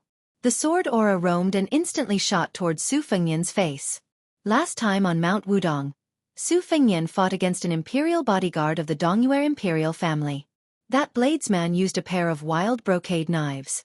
What Su Fengyan valued and envied the most was that person's unique drawing knife technique. Seeing the green snake surging toward him, Su Fengyan did not know how to understand that mysterious meaning. Since the green snake sword aura was unavoidable, Su Fengyan drew his knife out of its scabbard in a flash. With one breath, he raised his knife to block the cold sword aura. Standing at the top of the slope, Su Fengnian was pushed to the waist of the slope by the two intertwined green snakes. Dust flew up from the ground. His Royal Highness' leaves and shoes were all destroyed. However, the old man with the sheepskin coat took advantage of his position to bully Su Fengnian. One sword after another, the sword aura grew stronger and the green gang became denser. Su Fengnian did not even have time to catch his breath. Fortunately, the fourth floor of the Grand Yellow Courtyard allowed two Qis to produce green lotuses. Together with the green snake out of the hole, he was forced to retreat from the waist of the mountain to the foot of the slope. The old god of swords narrowed his eyes as he stood at the top of the slope. He asked, "Your drawing of the blade is a small trick. If this old man is not wrong, this is the famous technique of the East Yu imperial family. It has never been written down in a secret manual and is only passed down by word of mouth. How did you learn it, kid?" The qi in Su Fengnian's body was surging like a tidal wave. His Grand Yellow Courtyard had just stabilized, so he immediately felt extremely uncomfortable. He said bitterly, "I once saw a member of the East Yu imperial family use drawing of the blade once. You can say that I learned it secretly." The old god of swords nodded and did not think much of it. He only smiled and asked, "Have you rested enough?" Su Fengnian made a prompt decision and said resolutely and decisively, "Not yet." The old god of swords was not a kind person. He laughed and the green snake in his hand rose again with an even more ferocious momentum. It was not that Su Fengnian did not want to avoid the sharp edge, but that he could not escape at all. He could only use the most clumsy method to meet force with force. Fortunately, Li Chungang seemed to be holding back on purpose. Every time he attacked, he was not ruthless. Compared to the 200-300 Zhonglong sword forces on the official road, his aura was more like a soft knife cutting flesh. He probably wanted to see how many green lotuses the Grand Yellow Courtyard could produce. Su Fengnian gritted his teeth and sank his feet into the mud. He used the sword move covering armor imparted to him by his aunt to resist the green snake sword force. Unfortunately, the old god of swords' sword aura was so powerful that Xiao Dong could not bend any further under the pressure of layers of sword aura. With a bang, Su Fengnian and Xiao Dong flew backward. They tumbled a few times before they got up and another green snake slithered over. Su Fengnian risked his life to change to the sword move from the flying sword of Dun Huang to fight the enemy. When he was sent flying again, his mind was in a daze and he had a glimmer of understanding. The superior way of the sword was divided into the control of the sword and the creation of the aura. It gave up the sword will and sought the sword moves. Therefore, the sword tomb of the Wu family was the best. However, there was a flaw. The more profound a swordsman's cultivation was, the more he needed a divine weapon. For example, when Wu Luding left the tomb, he brought the Su of Gojoseon with him. As for the latter, the long sword itself was only a support. The aura of the sword was the way of the king. For example, when Li Chungang used the umbrella and the water droplets as his sword, he could already predict that everything in the world could be used as a sword. However, when he truly faced the green snake with two sleeves, Su Fengnian realized that the reason why Li Chungang was able to reach the peak of the way of the sword was because of the old god of swords' control of the sword and the creation of the aura of the sword. The green snake slithered in a seemingly straight line, but in reality, it could freely change its direction under the guidance of the qi. It was because of the exquisite control of the aura that it could create such a grand scene. The old god of swords held the spring thunder in his hand and slowly walked down the hill. "Kid, you're not dead yet?" Su Fengnian's ferocity was aroused. He pretended to be fat and laughed. "Not yet." Again. Li Chungang dismissed it with a laugh and said softly, "The small injustice in the chest can be dispelled with wine. The great injustice in the world can only be dispelled with the sword. Kid Su, be it this old man's wooden horse ox, or the Su of Gojoseon that is now in Wu Liuding's hands, or the great Liang dragon sparrow that your mother used in the past, if you don't dare to think about leveling the world with one sword, how can you reach the realm of earth immortals if you don't even dare to think about it? When you get used to this old man's two sleeves green snake, you will naturally have your own spirit. Only then will the Great Yellow Court be your Great Yellow Court. When facing an enemy, you can't retreat before the battle. This principle that this old man taught you tonight is not inferior to the two sleeves green snake." Over at the two bonfires, only sword aura could be seen soaring into the sky near the hillside. Ning Amei was a little worried and wanted to lead a pair of white horses to keep an eye on it. However, he was stopped by the old Taoist priest Wei Shuyang with a smile. Ning Amei, who was slightly further away from the bonfire, asked Elder Mi in a low voice. Zhenren, is that old senior the old god of swords Li? The old Taoist priest, who was close to 70 years old, had a look of longing on his face. He seemed to remember the frivolous days when he imitated Li Qingdan and roamed the Jianghu. He stroked his beard and laughed. Yes, it is the old god of swords. Now that I think about it, it is indeed like a dream. I didn't dare to imagine that I would be able to travel with this old senior in this life. How fortunate! Ningame had always been a shy and introverted person with a good temper in private. He smiled, as if he didn't know how to continue the topic. To him, Li Chungang was just a first-rate immortal on land that the older generation of Jianghu martial artists talked about. He was nothing more than a 100-year-old child with the face of a baby, who could travel 100 miles in an instant, and whose swordsmanship could look down on the world. Now that he had actually met him, he was somewhat unprepared. The old man's eating and sitting posture were really unconventional, especially when the old senior's sword, the wooden horse and ox, was broken by Wang Xianji of the martial emperor city. In addition, for some reason, he only had one arm left. He really couldn't help but sigh. To Ningame, he had personally witnessed the green snake sword aura being so irresistible. If he had both arms, what would it be like? However, how could one sleeve two green snakes? Wei Shuyang seemed to have seen through Ningame's thoughts. He shook his head and said, General Ning, it's not that simple. Ningame didn't say anything.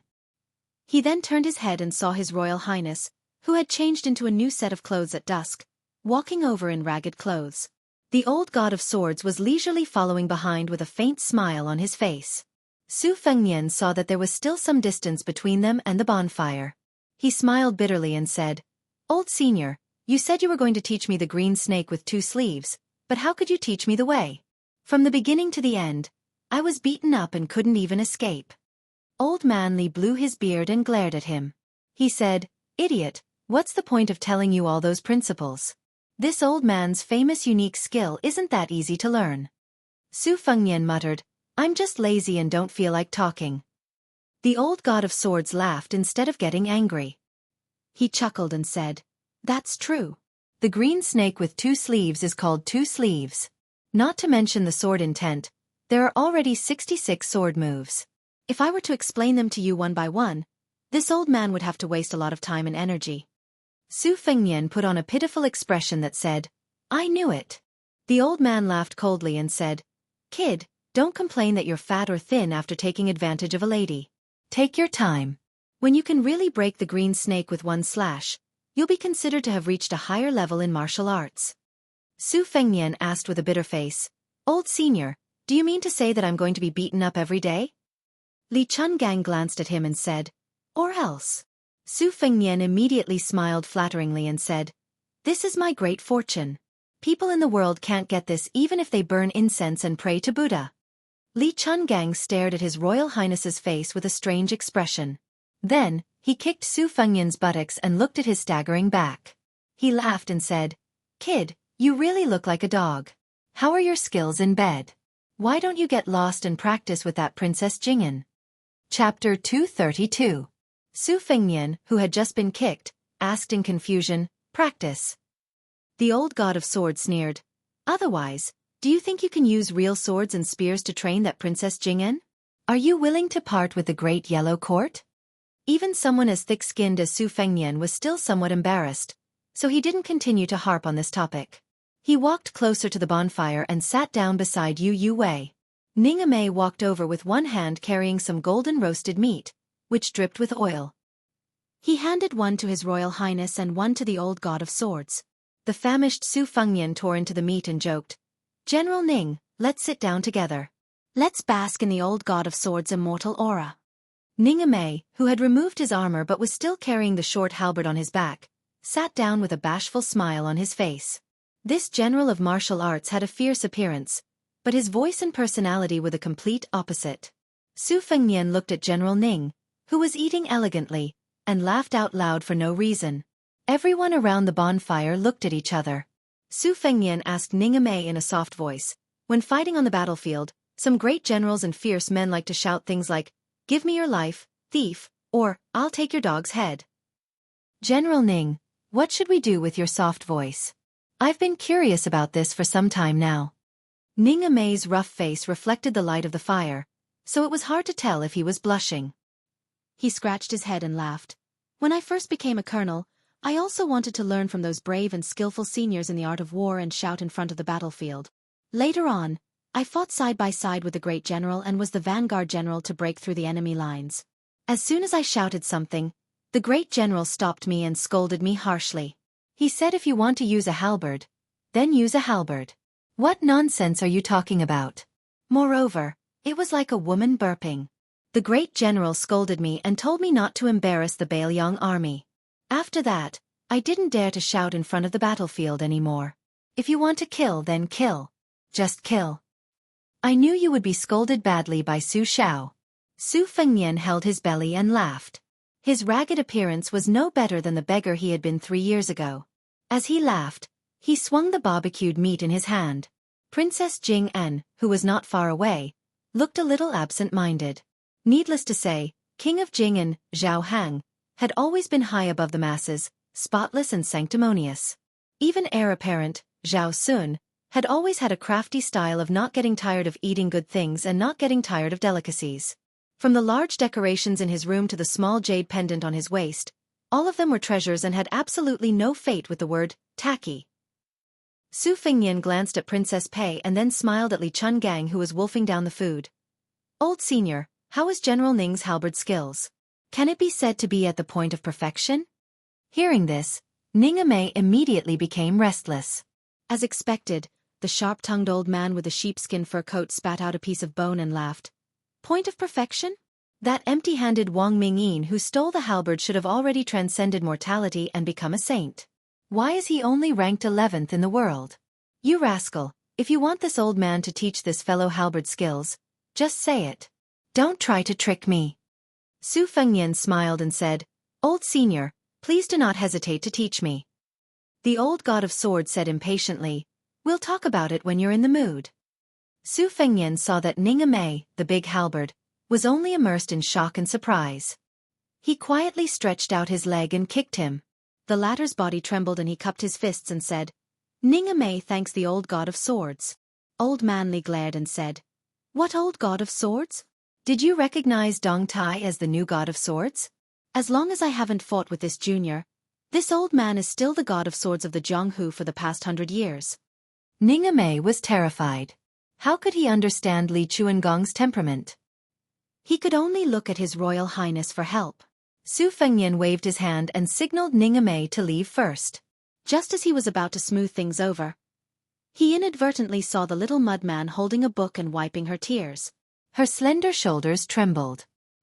He stretched his head and vaguely saw the title of the book.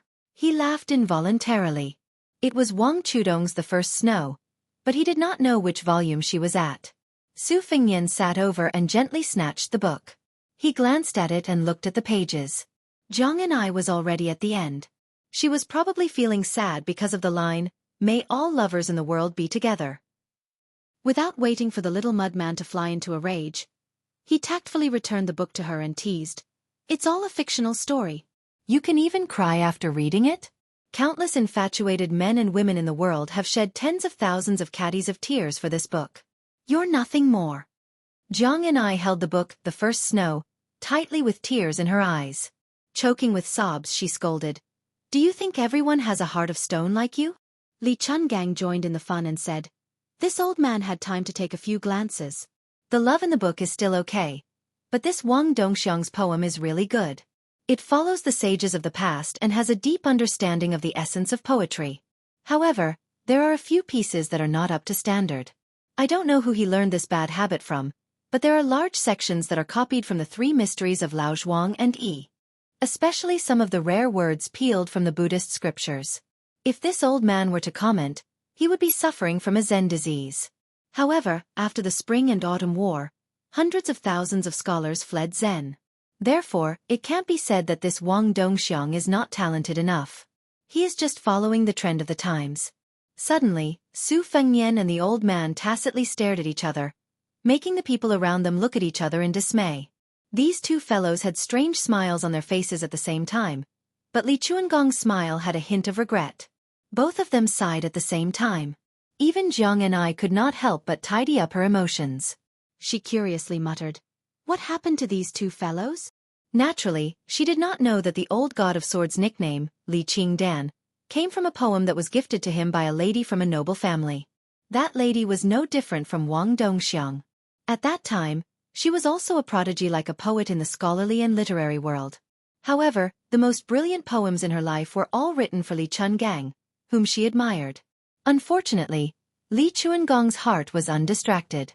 He was deeply in love with the way of the sword. When he was young, he did not care about love at all. Many women were sad because of this and could not rest in peace until they died. In this matter, how similar were Su Fengnian and Li Chungang.